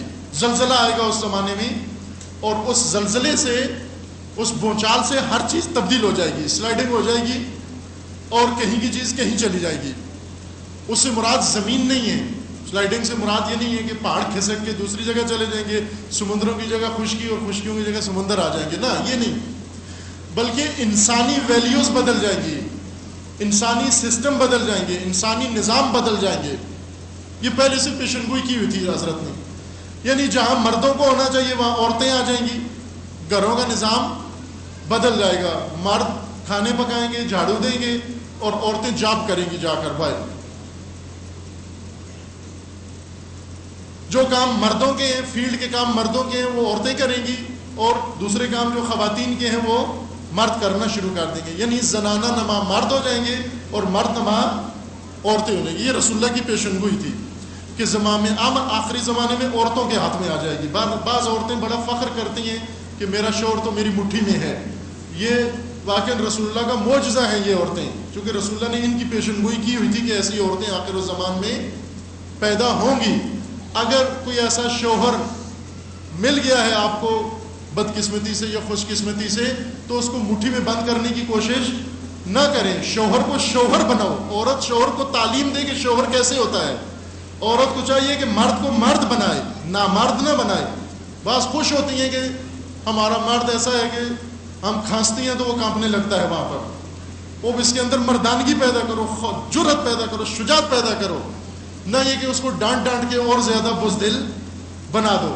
نہ، اس کو تعلیم دو کہ آپ مرد ہو، آپ کو مرد ہونا چاہیے. بہترین خاتون وہ ہے جو مرد کے اندر مردانگی پیدا کرے، جو مرد کے اندر دلاوری پیدا کرے، جو مرد کے اندر ہمت پیدا کرے. چھوٹی ہمت والے مرد جو کچھ بھی نہیں کر سکتے، عورتیں اس کے اندر ہمت پیدا کریں. ایسی تاریخ میں عورتیں موجود ہیں. کربلا کے بہت سارے سردار ایسے ہیں جن کی نہیں تھی ہمت، زنانہ مرد تھے یہ، لیکن خواتین نے ہمت بندھائی اور وہ بڑے سردار بن گئے. ایسی خواتین تھیں جن کا شیر دل تھا. ظاہر ہے انہوں نے آ کر شوہر سے یہ نہیں کہا کہ تم بچے سنبھالو میں جاتی ہوں میدان کربلا میں لڑنے کے لیے، نہ، اس نے کہا تم مرد ہو، تمہارا کام ہے لڑنا. اگر ابھی مردانگی نہیں ہے میں پیدا کروں گی مردانگی تیرے اندر، اور انہوں نے کر دی مردانگی، اور واقعاً اس مرد نے جوہر دکھائے اور مردوں نے جوہر دکھائے جا کر وہاں۔ خواتین کا فریضہ یہ ہے، امام خمینی کا یہ جملہ کہ مرد از دامن زن بے معراج می رود، یعنی مرد ہمیشہ عورت کی آغوش سے معراج تک اور عروج تک اور کمال تک پہنچتا ہے۔ عورتوں کا کام مردوں کی تکمیل کرنا ہے، مردوں کو کمال تک پہنچانا ہے، نہ مردوں کی کمزوریوں سے فائدہ اٹھانا۔ بعض عورتیں بہت خوش ہوتی ہیں کہ کمزور مرد آتا گیا ہے میرے، نہ یہ کس کام کا ہے؟ یہ ایسے بریل چکن کی طرح ہے جو نہ انڈا دیتا ہے، نہ بانگ دیتا ہے، نہ اذان دیتا ہے، نہ انڈا دیتا ہے، اس کا کیا فائدہ؟ اسی طرح اگر شوہر کو ایسی عورت میسر آ جائے، نہ شوہر کو چاہیے عورت کے اندر حیا پیدا کرے، شرم پیدا کرے، شوہر عورت کے اندر وہ صفات پیدا کرے جو عورت کے ساتھ جچتی ہیں، عورت کو مرد نہ بنائے، عورت کو عورت بنائے، تکامل کرے، تکمیل کرے اس کی۔ اس لیے رسول اللہ نے پیشن گوئی کی تھی کہ ایک ایسا زمانہ آئے گا جب یہ ویلیو ساری بدل جائیں گی، الٹی ہو جائیں گی۔ اس زمانے میں حضرت نے فرمایا کہ منکر معروف ہو جائے گا، معروف منکر بن جائے گا، یعنی اچھی چیزوں پر شرم محسوس ہوگی، پردہ کرنے پر شرم محسوس ہوگی۔ ان عورتوں کو بڑا بیک عورت سمجھا جائے گا جو پردہ کرتی ہیں، وہ لڑکیاں جو پردہ کرتی ہیں ان کا رشتہ لینے کے لیے کوئی نہیں آئے گا، داڑھی والے لڑکوں کو رشتہ کوئی نہیں دے گا، وہ کہیں گے یہ مذہبی ہے، یہ بیک ہے۔ یہ زمانہ رسول اللہ نے پہلے پیشن گوئی کی ہوئی تھی، یعنی منکرات، حجاب جو معروف میں سے ہے وہ منکر بن جائے گا، شرم کا باعث بن جائے گا حجاب۔ اور اسی طرح مرد کے لیے دینی ہونا، مذہبی ہونا شرم بن جائے گی، مرد بھی اپنے آپ کو زنانہ بنانا شروع کر دے گا۔ یہ رسول اللہ کی پیشن گوئی تھی جو آج پوری ہو رہی ہے۔ امیر المومنین علیہ السلام نے بھی پیشن گوئی کی تھی کہ میرے بعد ایسا زمانہ آنے والا ہے کہ جب یہ حالات تمہارے پاس پیش آئیں گے۔ نہج البلاغہ میں کئی خطبے ہیں، ان خطبوں کو پڑھیں جا کر آپ، وہاں پیشن گوئی کے بعد آج کے زمانے کو دیکھیں کہ آج کیا ہو رہا ہے۔ اس پیشن گوئی میں یہ تھا کہ آخری زمانے میں ایک بھونچال ایسا آئے گا جس سے اقدار اور ویلیوز جا بجا ہو جائیں گی، سلائڈنگ ہوگی۔ اس سلائڈنگ میں چیزیں پھسل جائیں گی، پھسل کے کہیں کی چیز کہیں چلی جائے گی۔ وہ پھسلو آ چکا ہے، وہ زلزلہ آ چکا ہے، اس زلزلے سے جا بجائی وجود میں آ چکی ہے۔ اس وقت جہلاء علماء کا فریضہ انجام دے رہے ہیں اور علماء دوسروں کا فریضہ انجام دے رہے ہیں۔ علماء عالمانہ بات نہیں کرتے، علماء آج کوشش کرتے ہیں کہ زیادہ سے زیادہ مثلا اپنے آپ کو کوئی ویلفیئر شخصیت متعارف کروائیں کہ یہ بڑی سماجی شخصیت ہے۔ آج عالم بڑا فخر کرتے ہیں کہ یہ سماجی عالم ہے، سماجی شخصیت ہے۔ آپ نے پڑھا ہے اتنا، پڑھ لے کر اگر مثلا ڈاکٹر قدیر خان پڑھ لے کر آ کر اور این جی اوز بنا لیتے اور پھر این جی اوز سے ہی کام چلاتے تو یہ ملک کے پاس ایٹمی طاقت نہ آتی۔ پڑھ لکھنے کا فریضہ یہ کہ جو پڑھا ہے وہ آ کر قوم کو ہدیہ دو اور نفع دو اس کو۔ اس عالم نے، ڈاکٹر قدیر خان نے وہی کام کیا، دے دیا کہ قوم کو ہدیہ۔ البتہ قوم نے جو صلہ دیا اور خیانت کار حکمرانوں نے جو صلہ دیا وہ بڑا عبرتناک ہے۔ لیکن جس نے جو پڑھا ہے وہ آ کر دے اپنی اپنی قوم کو۔ اگر ڈاکٹر پڑھ کر انجینئرنگ شروع کر دے اور انجینئر پڑھ کر طبابت اور علاج شروع کر دے، کوئی چیز اپنی جگہ ٹکے گی نہیں، کوئی چیز اپنی جگہ ٹھہرے گی نہیں۔ جس نے جس نے طب پڑھی ہے، میڈیکل پڑھا ہے، وہ علاج کرے آ کر۔ جس نے انجینئرنگ پڑھی ہے وہ آ کر کنسٹرکشن کا کام کرے۔ جس نے جو پڑھا ہے وہ آ کر اپنی ذمہ داری انجام دے۔ عالم دین آ کر اپنا دینی فریضہ انجام دے اور دوسرا عالم کسی شعبے کا وہ اپنا فریضہ انجام دے، تاکہ ہر چیز اپنے مقام پر قائم رہے۔ پاکستان وہ ملک ہے جس کی کوئی چیز اپنے مقام پر نہیں ہے، کوئی چیز اپنے مقام پر نہیں ہے۔ یہ سردار بہادر سے منسوب شعر ہے کہ جو بارہا آپ نے سنا ہے کہ یہ باغ نہیں اب باغ رہا سب اہل چمن، جان گئے ہر شاخ پہ الو بیٹھا ہے انجام گلستان کیا ہوگا۔ کسی نے اس کی پیروڈی لکھی، مصرع تبدیل کر کے کہا کہ اس گلشن کی بربادی کو بس ایک ہی الو کافی تھا، ہر شاخ پہ الو بیٹھا ہے انجام گلستان کیا ہوگا۔ آج آپ دیکھ لیں پاکستان کے سیاسی مورے، حکمران، ہر شاخ پہ ایک الو بیٹھا ہوا ہے۔ جو جتنا بڑا الو ہے اتنا بڑا ڈگری اور اتنی بڑے مقام و پوسٹ ہے اس کے پاس۔ اب یہ ملک کہاں جائے گا؟ اس کا یہی حال ہوگا اس وقت۔ آدھا ملک کو سیلاب لے کے ڈوب رہا ہے، کوئی مدد کسی کو نہیں پہنچائی جا رہی، اور آدھے ملک کو قتل و غارت کے ذریعے ختم کیا جا رہا ہے۔ سندھ پنجاب میں لوگ ڈوب رہے ہیں، کراچی میں جتنے مرتے ہیں سیلاب میں اتنی روز کراچی میں بندوق سے مار دیے جاتے ہیں۔ حکمران کیا کر رہے ہیں؟ حکمران جا کر الو بازی اپنی کر رہے ہیں، کیونکہ کوئی چیز اپنے مقام پہ نہیں ہے، کسی چیز کو اپنے مقام پہ رکھا گیا نہیں ہے۔ اسی کو ظلم کہتے ہیں عزیزان، یہ ظالمانہ نظام ہے۔ ظلم کی تعریف میں یہ کہا گیا ہے ظلم یعنی کوئی چیز اپنی جگہ نہ ہو۔ عموماً ہمارے علماء، ہمارے اساتذہ جب پڑھتے تھے چھوٹے تھے تو وہ ظلم اور عدل یہی بتایا کرتے تھے ہمیں، جو ہمیں سمجھ نہیں آتا تھا اس وقت کہ بھلا ایسا کوئی ظلم کرتا ہے۔ وہ دوسری مثالیں نہیں دیتے تھے ہمیں، وہ یہ کہتے تھے کہ مثلا اگر کوئی ٹوپی پاؤں میں پہن لے اور جوتا سر پہ رکھ لے تو یہ ظلم ہے۔ کیوں؟ کہ جوتا بھی اپنی جگہ پر نہیں ہے، ٹوپی بھی اپنی جگہ نہیں ہے۔ تو ہم سوچتے تھے کہ ایسا ظلم تو آج تک کائنات میں کسی نے نہیں کیا۔ پس کائنات میں تو عدالت ہی عدالت ہے، کیونکہ جوتے بھی اپنے مقام پر ہیں، ٹوپیاں بھی اپنے مقام پر ہیں۔ کبھی بھی انہوں نے مثال نہیں بدلی، ہمیشہ یہی مثال دیتے تھے۔ آپ نے بھی شاید یہی سنی ہوگی۔ یہ مثال بتاتی ہے کہ دنیا میں عدالت ہی عدالت ہے، چونکہ کسی کا جوتا سر پہ نہیں ہے، کسی کی ٹوپی پاؤں میں نہیں ہے۔ لیکن اگر ہم مثال بدلیں تو اس دنیا میں ظلم ہی ظلم ہے، ظلم ہی ظلم ہے آج۔ کیوں؟ کہ کوئی چیز کسی اپنے جگہ پر نہیں ہے۔ جہاں پر پڑھے لکھے کو ہونا چاہیے تھا وہاں ان پڑھ بیٹھا ہوا ہے، جہاں کسی ٹیچر کو ہونا چاہیے تھا وہاں پر لیبر بیٹھا ہوا ہے، جہاں اہل کو ہونا چاہیے تھا وہاں نااہل بیٹھا ہوا ہے، جہاں مومن کو ہونا چاہیے تھا وہاں فاسق بیٹھا ہوا ہے، جہاں درد مند کو ہونا چاہیے تھا وہاں بے درد بیٹھا ہوا ہے، جہاں پر نظام ہونا چاہیے تھا وہاں انڈسٹری بنی ہوئی ہے۔ کوئی چیز اپنی جگہ پر نہیں ہے، کوئی چیز اپنی جگہ نہیں ہے۔ اب اس میں سے یہ نہ کہنا کہ یہ سڑک اپنی جگہ ہے، یہ گھر اپنی جگہ ہے، نہ، کوئی چیز اپنی جگہ پر نہیں ہے۔ جو سیاست کر رہے ہیں یہ سیاستدان نہیں ہے، جو میڈیا میں آ کر کنفیوژن پھیلا رہا ہے یہ در حقیقت اسکالر نہیں ہے، یہ اینالائزر نہیں ہے۔ جو آج بہت بڑا سرمایہ دار مانا ہوا ہے یہ امانت دار نہیں ہے۔ جس کے ہاتھ میں حکومت ہے یہ حکمران نہیں ہے، اس کو سیاست نہیں آتی۔ جو آج ملک کا دفاع کا جو ضامن بنا ہوا ہے وہ خیانت کر رہا ہے ملک کے ساتھ۔ جس کا کام امن پھیلانا ہے وہ فتنے پھیلا رہا ہے۔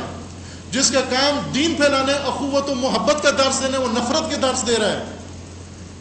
مدرسوں میں جو تعلیم ہونی چاہیے تھی وہ تعلیم نہیں دی جا رہی، مدرسوں میں نفرت کی تعلیم دی جا رہی ہے۔ اسکولوں کے اندر جو ہونا چاہیے تھا وہ نہیں ہو رہا، ٹیچرز کے بجائے پروفیشنلز بیٹھے ہوئے ہیں وہاں پر، یعنی پیشہ ور پیسہ کمانے کے لیے۔ کوئی چیز اپنی جگہ پر نہیں ہے، کوئی چیز۔ آپ اس لسٹ کو تکمیل کر سکتے ہیں ایک ایک کر کے، محلے سے لے کر اوپر تک، کوئی چیز نہ دینی شعبے میں، نہ دنیاوی شعبے میں، نہ معیشت کے شعبے میں، نہ اقتصاد کے شعبے میں، نہ مالی شعبے میں، نہ کسی شعبے میں کوئی چیز اپنی جگہ نہیں ہے۔ اس ملک کی نجات کا راستہ یہ ہے کہ اس کو اپنی جگہ پہ آئے، ہر چیز اپنی جگہ پر آئے۔ امیر المومنین علیہ السلام فرماتے ہیں کہ وہ قوم جس کے اندر چار چیزیں ہو جائیں، چار واقعے جس کے اندر ہوں، یا چار خرابیاں جس کے اندر پیدا ہو جائیں، اس معاشرے کو کوئی بھی نہیں بچا سکتا۔ پہلی خرابی یہ ہے کہ جس کے اہل کو گوشہ نشین کر دیا جائے، خانہ نشین کر دیا جائے، اہل ہٹا دیا جائے، نااہل کو مسند پہ لا بٹھایا جائے۔ تیسری یہ ہے کہ بنیادی مسائل کو نظر انداز کر دیا جائے، اور چوتھی چیز یہ ہے کہ ثانوی اور تیسرے درجے کی چیزوں کو بہت اہمیت دی جائے۔ جس قوم کے اندر یہ چار خرابیاں موجود ہو اس قوم کو ہلاکت اور تباہی اور بربادی سے کوئی بھی نہیں بچا سکتا۔ یہ چار رکن آج پاکستان کے اندر بدرجہ اتم موجود ہیں۔ آپ کو کسی مسند پر اہل نظر نہیں آئے گا، آپ کو حکمرانی کی کسی مسند پر کوئی اہل نہیں نظر آئے گا۔ سادہ سی بات ہے، جو خود بنایا ہے، ڈگریاں انہوں نے خود ہی منظور کرائیں گے۔ کچھ لوگوں کو باہر کرنے کے لیے یہ قانون رکھا کہ پارلیمنٹیرین کو گریجویٹ ہونا چاہیے، اب سارے ڈگریاں لے کر آ گئے، اب ایک ایک کر کے سب کی ڈگریاں جعلی نکل رہی ہیں۔ وہ جعلی ڈگری والا دوسری دفعہ پھر الیکٹ ہو کے پھر وہ آ رہا ہے۔ آیا کوئی چیز اپنی جگہ ہے، اپنے مقام پر ہے؟ تعلیمی ڈگریاں ان کی ساری جعلی نکل رہی ہیں۔ وہ اسی طرح اگر آپ جو ڈگریاں پارلیمنٹ سے باہر بڑے بڑے یونیورسٹیوں میں کالجوں میں بیٹھے ہوئے ہیں, اگر ان کی ڈگریاں چیک کی جائیں تو وہ بھی اسی ریشو سے جعلی ہیں ساری, وہ بھی اسی ترتیب سے جعلی ہیں, کیونکہ کوئی چیز اپنی جگہ نہیں ہے. سیاستدان آپ کو معلوم ہے کس کس طرح کے سیاستدان ہیں, ان کے بارے میں زیادہ کہنے کی ضرورت نہیں ہے. مذہبی طبقہ, مذہبی پیشوا, کیا یہ مذہبی پیشوائیت کے قابل ہیں یہ لوگ جنہوں نے پاکستان کا مذہبی نظام اپنے ہاتھ میں لیا ہوا ہے, مذہبی ٹھیکیداری؟ کیا یہ واقعا مذہب سمجھتے ہیں؟ کیا یہ مذہب بیان کرتے ہیں؟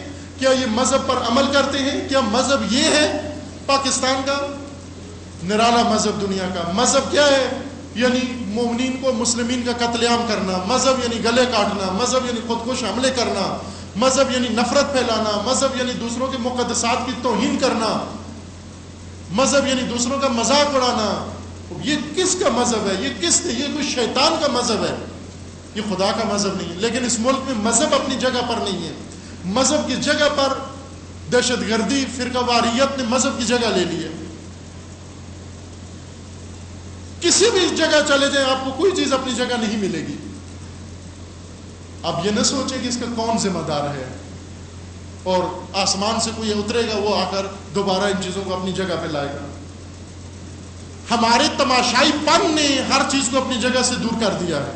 یعنی ہماری آنکھوں کے سامنے یہ ہوا, ہم دیکھتے رہ گئے, ہم تماشا دیکھتے رہ گئے. انہوں نے اپنا ناٹک نچایا, رچایا اور اس میں ہر چیز کو جا بجا کر دیا. جہاں کھمبا ہونا چاہیے تھا وہاں درخت لگا ہوا ہے, جہاں درخت ہونا چاہیے تھا وہاں کھمبا لگا دیا. نہ کھمبا اپنی جگہ, نہ درخت اپنی جگہ, نہ ٹرین اپنی جگہ, نہ گاڑی اپنی جگہ. جہاں پہ لکھا ہوتا ہے کہ یہاں پر منع ہے کوئی چیز, وہیں پہ جہاں لکھا ہوتا ہے گاڑی کھڑی کرنا منع ہے وہیں گاڑی کھڑی کی جاتی ہے. جہاں لکھا ہوتا ہے ہارن بجانا منع ہے وہیں سے ہارن بجا کے چلتے ہیں. جہاں لکھا ہوتا ہے سپیڈ اوور نہیں کرنا وہیں سے سپیڈ اوور کر کے چلتے ہیں. جہاں لکھا ہوتا ہے کہ یہاں غلاظت نہیں پھیلاؤ وہیں بیٹھ کر غلاظت پھیلاتے ہیں. قوم کو عادت ہو گئی ہے کہ جب تک ہم یہ ممنوع کام جا بجا نہیں کر چکیں گے گویا ہماری تسلی نہیں ہوتی. اسی کو ظلم کہتے ہیں. سب ظالم ہیں. ظالم اس معنی میں کہ جو بھی اپنے مقام پر نہیں ہے وہ ظالم ہے, وہ ظالم ہے. اور جو بھی اس ظلم کو دیکھ کے تائید کر رہے خاموش ہے وہ بھی ظالم ہے. چونکہ خداوند کا یہ فرمانا ہے الساکت علی الظلم مع الظلم, جو ظلم پر خاموش ہے وہ ظالم ہے در حقیقت. لہذا ہماری زیارات میں لعنت ہے ظالمین پر بھی, قاتلین پر بھی, و ساکتین پر بھی. لعن اللہ امتا قتلت کا ولعن اللہ امتا ظلمت کا ولعن اللہ امتا سمعت بذلک فرضیت بہ. چونکہ تماشائی بننا ظلم پر, یہ ظلم کا ساتھ دینا ہے. ایک اقلیت محدود لوگ اٹھ کر ہر چیز کو جا بجا کرتے ہیں, اپنے مقام سے ہٹاتے ہیں, اور ایک بڑی اکثریت چپ کر کے اپنا سر جھکا کے اس کے قریب سے گزر جاتے ہیں. ہم کتنی دفعہ گزرتے ہیں ہمارے سامنے کوئی آدمی جا بجا کر رہا ہے, اٹھا کے کسی جو چیز جہاں ہونی چاہیے وہاں سے اٹھا کے کسی اور جگہ رکھ رہے, ہم اس کو روکتے تک نہیں, ٹوکتے تک نہیں, امر بالمعروف نہیں کرتے, نہی عن المنکر نہیں کرتے, اسے بتاتے بھی نہیں کہ عزیز من اس چیز کی جگہ یہاں ہے جہاں سے تم اٹھا رہے ہو. کوئی آدمی اپنی جگہ نہیں ہے, کوئی پوسٹ اپنی جگہ نہیں ہے, کوئی محکمہ اپنے مقام پہ نہیں ہے. اس کو اپنے مقام پہ لانے کے لیے احساس کی ضرورت ہے, بیداری کی ضرورت ہے, توجہ کی ضرورت ہے. ایک کام جو آج ہم خوش ہیں اور معلوم نہیں کس طرح سے خوش ہیں, اگر ہمارے بچوں کو علاج کے نام پر کسی چرس خانے میں لے جائیں, کسی ہیروئن پلانے والی جگہ پر لے جائیں اور وہاں پر ان کو ہیروئن بڑی اچھی پیکنگ میں پلائیں, اوپر انگلش ٹائٹل لکھے ہوئے ہوں اور ان کو انگلش میں ہی ہیروئن دی جائے, ہیروئن کا نام بھی بدل دیا جائے, اس کو ڈرگ کہا جائے, ہم بڑے خوش ہوں گے کہ پہلے بچہ چرس کہتا تھا ابھی ڈرگ کہتا ہے, ماشاءاللہ کتنا پڑھ لکھ گیا ہے. یہ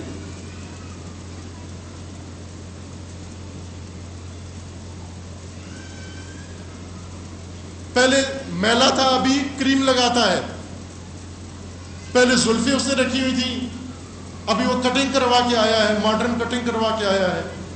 کیا ہم ان باتوں پر خوش ہوں گے؟ آج جس سسٹم میں ہم نے اپنے بچے ڈالے ہوئے ہیں، خوش ہیں اس بات پر، پیسے دے کے اپنے بچوں کو جہاں رکھا ہوا ہے وہاں خوش ہیں ہم. ہمارے بچوں کے ساتھ کیا ہو رہا ہے؟ اپنے سٹیٹس کے لیے ان بچوں کو وہاں رکھا ہوا ہے. کس میں رکھا ہوا ہے؟ کہ جہاں پر خام میٹیریل کی جگہ تھی. یعنی ہمیں چونا چاہیے تھا، چونے کے لیے کیا چاہیے؟ پتھر چاہیے تھا. پتھر کو پگھلا کر چونا بنانا تھا. کیوں؟ کہ بلڈنگ کو رنگ کرنا ہے ہم نے. یہ انسان ہے، چونے کا پتھر نہیں ہے، سیمنٹ کا پتھر نہیں ہے، یہ لوہا نہیں ہے، یہ میٹل نہیں ہے، میٹیریل نہیں ہے، یہ انسان ہے. صنعت کا تعلق میٹیریل سے ہے، تعلیم کا تعلق انسان سے ہے. لیکن جس معاشرے کے اندر انسان نہ رہے، انسان شے بن جائے، چیز بن جائے، شے بن جائے. آج انسان چیز ہے، شے ہے، پرزہ ہے، پرزے بنائے جا رہے ہیں.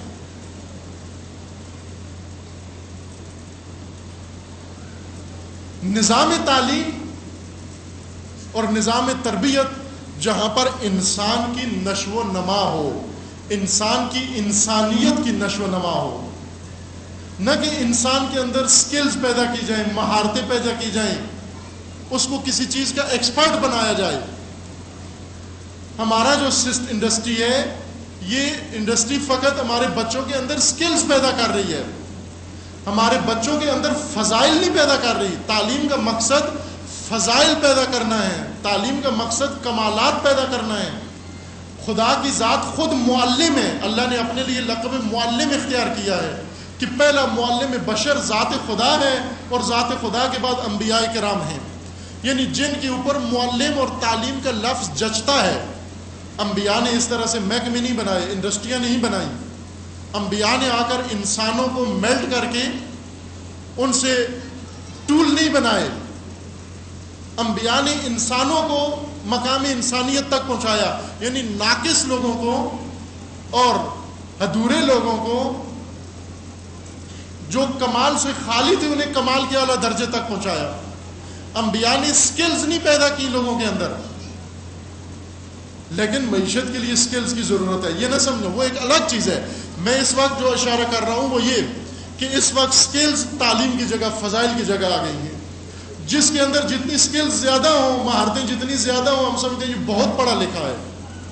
یعنی اس قدر مسخ شدہ نظام ہے ہمارا کہ زبان، لینگویج ہمارے یہاں علم کی جگہ آ بیٹھی ہے.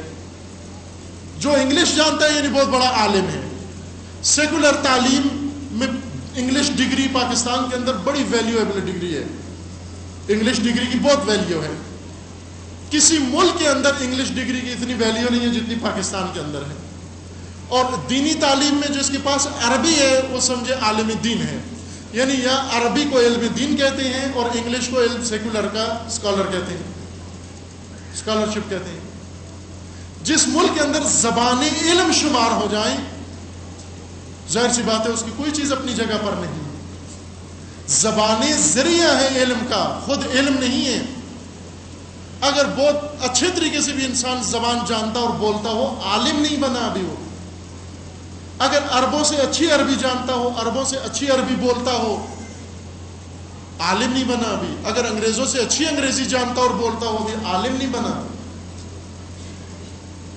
پیغمبر اکرم نے عربی نہیں سکھائی لوگوں کو، وہ خود عرب تھے، عربوں کو کچھ اور سکھایا.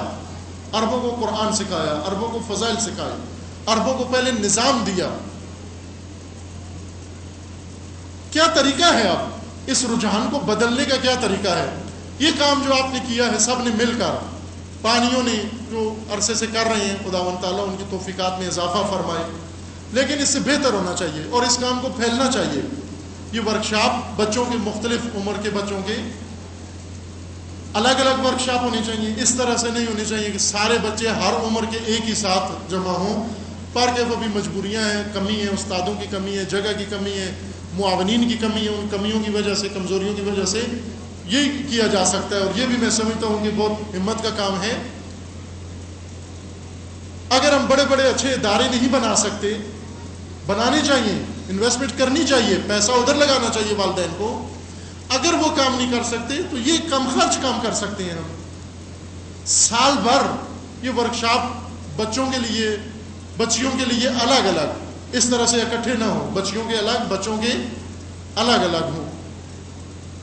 یہ عرض کیا کہ مجبوری کی وجہ سے ہے، لیکن نہیں ہونا چاہیے ایسے، بچوں کے الگ، بچیوں کے الگ. وہ سب مل کر، والدین بھی، علماء بھی، معلمین بھی، خیرین بھی، جوانان بھی، ٹیچرز بھی، سب مل کر اسی طرح سے نظام تعلیم کو متعارف کروائیں، انٹروڈیوس کروائیں. یعنی انڈسٹری سے اپنے بچوں کو نکال کر آہستہ آہستہ نظام کی طرف لائیں، سسٹم، ایجوکیشن سسٹم کی طرف لائیں. ان کو میٹیریل سے نکال کر انسانیت کی طرف لائیں. وہ کام جو ایسے موقعوں پر ہونا چاہیے، وہ یہ بھی نہیں ہے کہ ہم بھی یہاں پر ان کے اندر چند مہارتیں ایجاد کر دیں اور ان کے ہاتھ میں چند پتوں کا گلدستہ دے دے، بڑا سرسبز، گھروں میں لے جائیں، چند احکام فرفر سیکھ کے چلے جائیں. تعلیم و تربیت طوطا بنانا نہیں ہے، تعلیم و تربیت پودا بنانا ہے. طوطا نہیں بنانا، پودا بنانا ہے. طوطا بنانا یعنی 2-4 باتیں سکھا دی، ازبر کرا دی، رٹا لگا دیا، رٹا لگا کے کچھ ادھر سنا دی، کچھ گھر جا کے سنا دیا. اگر بہترین بھی سیکھ لے تو بھی طوطا بنا ہے. طوطا کبھی انسان نہیں بن سکتا. تعلیم و تربیت کا مطلب انسان کو کرتب سکھانا نہیں ہے، سرکس کا حیوان بنانا نہیں ہے کہ چند کرتب سکھا دیں، پھر لوگوں کو جمع کر کے اور ان کو کہیں گے بھی یہ دکھاؤ، یہ کرو، وہ کرنا شروع کر دیں، ہم یہ سمجھیں کہ بچے ماشاءاللہ بڑے پڑھ گئے ہیں. تعلیم و تربیت سے مراد، میں ابھی اس نقطے کی طرف اشارہ کرتا ہوں، یہ یہاں مقصود نہیں تھا بیان کرنا، یہ نقطہ صرف تکمیل گفتگو کے لیے عرض کر رہا ہوں. تعلیم و تربیت کا مقصد کیا ہے؟ مربیوں کو معلوم ہونا چاہیے، والدین کو بھی معلوم ہو اور بچوں کو بھی معلوم ہونا چاہیے. جب تک بچوں کے اندر یہ چیز نہ ہو، بچہ قانے نہ ہو، کہے کہ مجھے ابھی تک آپ نے میری تربیت نہیں کی، مجھے تعلیم نہیں دی ابھی آپ نے. والدین راضی نہ ہو کہ ابھی ہمارے بچوں کو آپ نے تعلیم نہیں دی، ہمارے بچوں کو آپ نے سرکس کا حیوان بنا دیا، ہمارے بچوں کو آپ نے طوطا بنا دیا، ہمارے بچوں کو آپ نے ابھی کرتب سکھائے ہیں. ہمارے بچوں کی تربیت کریں. تربیت اس طرح سے ہوتی ہے جیسے پودے کی ہوتی ہے. یعنی یہ کہ انسان کے اندر خداوند تبارک و تعالیٰ نے جو صلاحیتیں رکھی ہیں، جو استعدادیں رکھی ہیں، جو ایبیلٹیز رکھی ہیں، ان کو اجاگر کرنا، ان کو ابھارنا، ان کو نکھارنا، پہلے ان کی شناخت کرنا، ان رجحانات کو ڈھونڈنا اور ڈھونڈ کر ہر بچے کے اندر خلاقیت پیدا کرنا، اس بچے کے اندر اس استعداد کو ابھارنا، اس کے اندر استعداد کو نکھارنا، ایسی استعداد کہ جو نکھر کر سامنے آئے اور یہ بچہ کمالات و فضائل پر آ جائے، فائز ہو جائے. جب یہ کمالات و فضائل پہ پہنچے گا، جب یہ ناقص کمال کی طرف جائے گا، اس وقت اس کو سکلز بھی سکھا دیں تاکہ ساتھ اپنی معیشت کا بھی انتظام کر سکے. حضرت امام صادق علیہ السلام کے پاس ایک شخص آیا اپنا بچہ لے کر،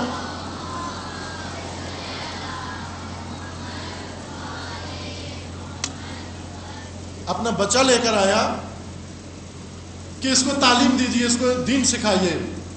حضرت نے فرمایا کہ میں دین تو سکھا دوں گا، لیکن اس کو کوئی مہارت بھی سکھائیے یا نہیں سکھائی. کہنے لگا نا ابھی کوئی مہارت نہیں جانتا. حضرت نے فرمایا اس کو مہارت سکھاؤ پہلے. کیوں؟ اس لیے کہ اگر مہارت نہ جانتا ہوا تو دین کو ہی اپنے رزق کا وسیلہ بنا لے گا، دین کو اپنی معیشت کا وسیلہ بنا لے گا. بس سکل سکھانا ضروری ہے، لیکن کب؟ جب پہلے نظام تعلیم میں آئے، نظام تعلیم کے اندر اس کے لیے اس کی معیشت کا بھی انتظام موجود ہوتا ہے. پہلے نظام کی طرف آئیں، انڈسٹری سے نکالیں، ہم اپنے بچوں کو خام مال ہونے سے نکالیں، انسانیت کی طرف ان کو لائیں. پہلے باور کریں، ایمان لے آئیں کہ ہمارے بچے انسان ہیں، ہم خود انسان ہیں.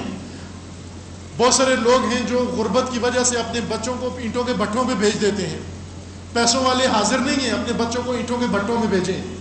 پیسوں والے اپنے بچوں کو کہاں بھیجتے ہیں؟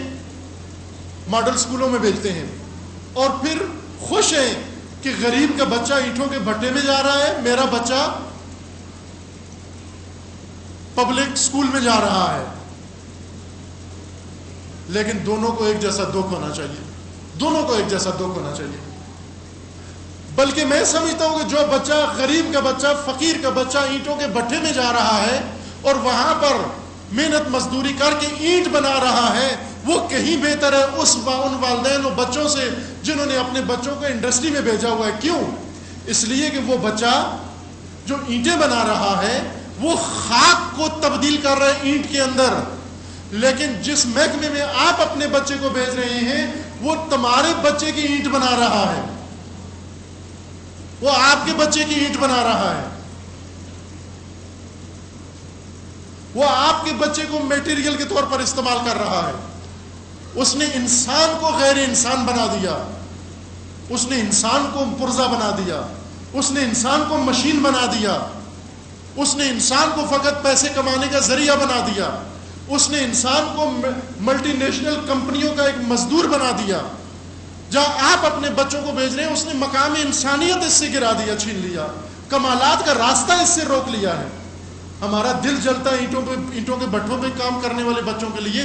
جلنا چاہیے. کیوں جلنا چاہیے؟ اس لیے کہ اس معصوم کو موقع نہیں دیا گیا، اس معصوم کا پیٹ خالی ہے. کیوں ظلم ہے کہ اس کے پاس پیسے نہیں ہیں، تعلیم کی عمر میں وہ اینٹوں کے بھٹے پہ جا کر کام کرتا ہے، تعلیم کی عمر میں وہ جا کر سریا کاٹتا ہے، تعلیم کی عمر میں وہ دھوپ پہ جلتا ہے، اور امیر کا بچہ اے سی روم میں جا کر وہ بھی میلٹ ہو رہا ہے. یہ ظلم ہے. کوئی چیز اپنی جگہ نہیں ہے. اس کو اپنی جگہ پہ لانے کے لیے سب کو کمر ہمت باندھنے کی ضرورت ہے، ہمت کی ضرورت ہے. لیکن شروع کرو اپنی ذہنیتوں سے، اپنی ذہنیتوں سے. چونکہ ابھی جب بھی اصلاح کی بات آتی ہے، تعلیم کی بات آتی ہے، ہم فوراً سوچنا شروع کر دیتے ہیں ہم بھی ایک پبلک اسکول بنائیں اور اسلامی اسکول ہو. پبلک اسکول اسلامی کیسے ہوتا ہے؟ اس میں ایک دینیات کا بھی پیریڈ ہوگا، ایک مولانا بھی ٹیچر کے طور پر رکھ لیتے ہیں، باقی وہ زہر مار سارا بچوں کو دیتے ہیں. یعنی وہاں بھی انڈسٹری سسٹم سارا لے کر آتے ہیں. میں بھی اپنے بچے کو بھیجتا ہوں اسلامی اسکول میں جا رہا ہوں. اسلامی اسکول کیسا ہے؟ اس کے اندر دینیات بھی ہے. ہمارے استاد بزرگوار حضرت آیت اللہ جوادی عملی دامت علی وہ فرماتے، چونکہ ایران کے اندر امام خمینی رضوان اللہ علیہ نے فرمایا تھا کہ یونیورسٹیوں کو اسلامی بناؤ، کالجوں کو اسلامی بناؤ. کچھ لوگوں نے اسلامی بنانے کا معنی یہ سمجھا کہ وہاں اذان ہونی چاہیے، 5 وقت کی اسٹوڈنٹس کی جماعت ہونی چاہیے، مسجد ہونی چاہیے، دعائے کمیل ہونی چاہیے اور اسٹوڈنٹ داڑیاں رکھ لیں. کچھ لوگوں نے یونیورسٹی کو اسلامی بنانے کا یہ معنی سمجھا، لہذا اس پر کام بھی کیا. انہوں نے یونیورسٹیوں کے اندر نماز جماعت قائم کرنے کی کوشش کی اور کی بھی، ہو بھی رہی ہے، اور اس کے بعد اب اسلامی ہوگی. حضرت آیت اللہ جوادی عملی فرماتے ہیں کہ یہ غلط فہمی ہے. یہ نہیں ہے اسلامی ہونے کا مطلب کہ ہم یونیورسٹیوں کے اندر نماز جماعت کروا دیں تو یونیورسٹی اسلامی ہوگی، یونیورسٹی کے اندر اذان ہو جائے یونیورسٹی اسلامی ہو گئی، یونیورسٹی کے اندر ایک پیپر اسلامیات کا کروا لیا یونیورسٹی اسلامی ہوگی. یہ نہیں ہے اسلامی ہونے کا مطلب. یہ نہیں ہے اسلامی ہونے کا مطلب. اسلامی بنانے کا مطلب کیا ہے؟ اسلامی بنانے کا مطلب یہ بھی نہیں ہے کہ فزکس کیمسٹری ہٹا کر اور اس کی جگہ پر تفسیر و حدیث اور فقہ کے درس رکھ دیے جائیں اور وہاں پر لیبارٹری ختم کر کے وضو خانہ بنا دیا جائے کہ بجائے تجربے کرنے کے وہاں وضو اور تیمم و غسل کے طریقے سکھائے جائیں تاکہ یونیورسٹی اسلامی ہو جائے. اسے نہیں کہتے اسلامی کرنا. اسلامی کرنے کا مطلب کیا ہے؟ اسلامی کرنے کا مطلب یہ ہے کہ یہی فزکس و کیمسٹری پڑھیں، یہی میتھ پڑھیں، یہی علوم یونیورسٹی کے اندر پڑھے جائیں. لیکن یہ علوم کس لیے پڑھے جائیں؟ نہ اس لیے پڑھے جائیں کہ یہ علوم پڑھا کے ہم اس انسان کو مشین کا پرزہ بنائیں، ایک ملازم بنائیں اور اس کو ایک اس صنعتی دنیا کا ایک فعال اور ایکٹیو فرد بنا دیں جو جاب کرے اور پیسے کمائے. اسلامی کرنے کا مقصد یہ ہے کہ یہی علوم اس کے اپنی ذات کے لیے اور اس کے معاشرے کے لیے اور اس کی قوم کے لیے ترقی کا باعث بنے، ترقی انسانی ترقی کا باعث بنے، یعنی فضیلت کا باعث بنے، یعنی رشد و نشو و نما کا باعث بنے. یعنی یہ کہ یہ علوم باعث بنے تاکہ سب کے سب اپنے بچوں کو اس درجے تک، اس مقصود خلقت تک پہنچا سکیں، آسانی کے ساتھ پہنچا سکیں. جس دن یونیورسٹیوں نے یہ کام شروع کیا اور یونیورسٹی ٹیچرز نے یہ کام شروع کیا، سمجھو کہ یہ یونیورسٹی اسلامی ہوئی ہے. ورنہ اگر حوزہ علمیہ کے اندر بھی بٹھا کر بچوں کو حافظ قرآن بنائیں. کیوں حافظ قرآن بنائیں؟ اس لیے کہ یا مارکا لگائے، مجمع لگائے، کرتب دکھائے، رمضان میں آ جائے چھوٹا بچہ اور جگہ جگہ مومنین کو اکٹھا کر کے بچہ ستون کے پیچھے سے آیت پڑھے، روشندان سے آیت پڑھے، کوئی کھڑکی سے آیت پڑھے، کوئی بیم کے پیچھے سے آیت پڑھے، ایک الٹی آیت پڑھے، ایک سیدھی آیت پڑھے، ایک ادھر سے آیت پڑھے، ایک ادھر سے آیت پڑھے، اور سارے بچے واہ واہ کریں گے، سارے بچے لوگ مل کر واہ واہ کریں، عجب بچہ ہے یہ. لیکن کوئی یہ نہ کہے کہ عجب قرآن ہے یہ، عجب دین ہے یہ. دین پہ کوئی خوش نہ ہو، قرآن پہ کوئی خوش نہ ہو، بچے پہ سارے خوش ہو. یہ نہیں ہے اسلامی کرنے کا طریقہ کہ ہم اسکول بنائیں اور اس کے اندر ایک مضمون اسلامیات کا رکھ دیں. میں گیا ہوں ایسے اسکولوں کے اندر، مجھے ابتدا سے ہی، طالب علمی کے آغاز سے ہی ایک چیز کی جستجو میں تھا، جو ابھی تک ہوں اس کی جستجو میں، ابھی تک طالب علمی جاری ہے اور خدا سے دعا ہے کہ انشاءاللہ جاری رہے، اور ایک ادنا سا طالب علم ہوں ابھی بھی. ابتدائی طالب علمی سے آج تک ایک چیز کی جستجو میں نا، وہ یہ کہ یہ ہنر مجھے آ جائے کہ کس طرح یہ چھوٹے نونہال بچوں کو دین کیسے سکھاؤں، وہ زبان بچوں کی آ جائے جو ابھی تک نہیں آئی. یہ سیکھ لو کہ ان بچوں کو معارف دین، ان بچوں کو قرآن، ان بچوں کو نظام دین، ان بچوں کو احکام دین، ان بچوں کو خدا کی توحید، خدا کے اسماء و صفات، یعنی خدا یہ ہنر دے دے، یہ توفیق دے دے کہ بچے کے سامنے میں خدا پیش کروں اور بچے کو خدا نظر آئے، دیکھے اپنی آنکھ سے خدا کو. یہ ہنر خدا دے دے. بعض جگہ پر گیا جو یہ کام کر رہے تھے، یعنی بچوں کو دین سکھا رہے تھے، میں بھی گیا سیکھنے کے لیے کہ میں سیکھوں کہ یہ کس طرح بچوں کو کس طرح کامیابی سے آپ دین سکھاتے ہو. ابھی تک جستجو میں ہوں. ایک کلاس میں یہ اسکول جو بنے ہوئے اسلامی نام پر پبلک اسکول، لیکن ان کے اندر اسلام کا بھی، یعنی خمس سے بنے ہوئے ہیں، زکوٰۃ سے بنے ہوئے ہیں، اسلامی بجٹ سے بنے ہوئے ہیں، اس لیے کہ بچوں کو یہاں پر ہم اسلامی طریقے سے، اپنے مذہب کے طریقے سے پڑھائیں گے. وہ اسی اسکول میں گیا، جا کر گئے تو ٹیچر وہاں پر مشغول تھے پڑھانے میں، اتفاق سے اسلامیات ہی پڑھا رہے تھے ان بچوں کو. اور بچوں سے ان سے جا کر پوچھا کہ آپ، کہا کہ آپ پڑھائیں، میں صرف دیکھنے آیا ہوں. آپ بار کیف انہوں نے پڑھانا شروع کیا، میں دیکھتا رہا تھوڑی دیر کے لیے. وہ ٹیچر ان کو صفات ثبوتیہ اور صفات سلبیہ پڑھا رہے تھے، چھوٹے چھوٹے بچوں کو، تیسری کلاس کے بچوں کو پڑھایا انہوں نے. پھر بعد میں مجھے انہوں نے کہا کہ آپ بچوں سے سوال کریں. میں نے سوال کیا، سب کو معلوم تھا صفات ثبوتیہ اور صفات سلبیہ. ایک بچے سے پوچھا کہ صفات ثبوتیہ کیا ہوتی ہیں، وہ عبارت جو رٹی ہوئی تھی وہ اس نے دہرا دی. اسے پوچھا کہ اس کا معنی پتہ ہے، کہتا نہیں. پھر میں نے اس ٹیچر سے پوچھا کہ آپ کس طرح ان بچوں کو یہ مشکل معارف اور یہ سخت باتیں کس طرح سکھانے میں کامیاب ہو، وہ ٹیکنیک مجھے بھی بتاؤ. تو وہ ٹیچر کہنے لگے کہ یہ میں نے بھی آج ہی پڑھی ہیں یہ صفات ثبوتیہ اور سلبیہ، مجھے بھی زندگی میں پہلی دفعہ ملا. میں نے کہا تو پھر آپ جب خود نہیں سمجھتے صفات ثبوتیہ اور سلبیہ، بچوں کو کیوں پڑھا رہے ہیں؟ کہنے لگے کہ مجھے تنخواہ اسی چیز کی دی جاتی ہے، مجھے تنخواہ دی جاتی ہے کہ میں صفات ثبوتیہ اور سلبیہ پڑھاؤں. عزیزان، اس طرح سے ہمارے بچے اسلامی نظام میں نہیں آ جاتے. یہ وہی انڈسٹری ہے جس انڈسٹری کے اندر اسلامیات بھی ہے. یعنی یوں سمجھو کہ ایک فیکٹری ہے پائپ بنتے ہیں وہاں پر، اور نماز کے وقت جماعت بھی ہوتی ہے وہاں پر. تو اس کو ہم اسلامی فیکٹری نہیں کہتے جس کے اندر جماعت ہوتی ہے، کیونکہ بنتے پائپ ہی ہیں اس کے اندر. جس طرح آج کل انسانی اعضاء بکتے ہیں، پاکستان سب سے بڑی منڈی ہے انسانی اعضاء کی. گردے بک رہے ہیں، آنکھیں بک رہی ہیں. گورنمنٹ باقاعدہ یہ کاروبار کر رہی ہے، گورنمنٹ کے بڑے بڑے سیاستدان اور حکمران یہ کاروبار کر رہے ہیں. مردوں قبروں سے مردے نکال کر، جو پہلی رات کو دفن ہوتے ہیں، اپنے مردوں کا خیال رکھیے. جو مرحومین ہیں مومنین، قبر پہ سنتری بٹھائے، وہاں پر آپ دفنا کے آ جاتے ہیں، گورکان آ جاتے ہیں، رات کو مردہ اکھاڑ کے لے کے ان کے اعضاء نکال کے کہیں جا کر بیچ دیتے ہیں. کام ہو رہا ہے. پاکستان سب سے بڑی منڈی ہے اس وقت. اور ہڈیاں، حتیٰ مردوں کی ہڈیاں نکال لیتے ہیں.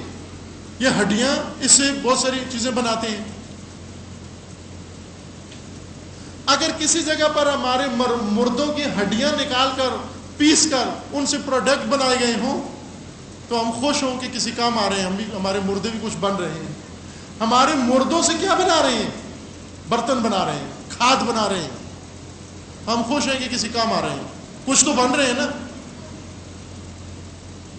جس طرح ہمارے مردوں کی ہڈیاں نکال کر مرغوں کی کھاد بناتے ہیں، اسی طرح ہمارے زندہ بچوں سے کھاد بناتے ہیں اپنی فیکٹریوں کے لیے. پرزے بناتے ہیں اپنی فیکٹریوں کے لیے.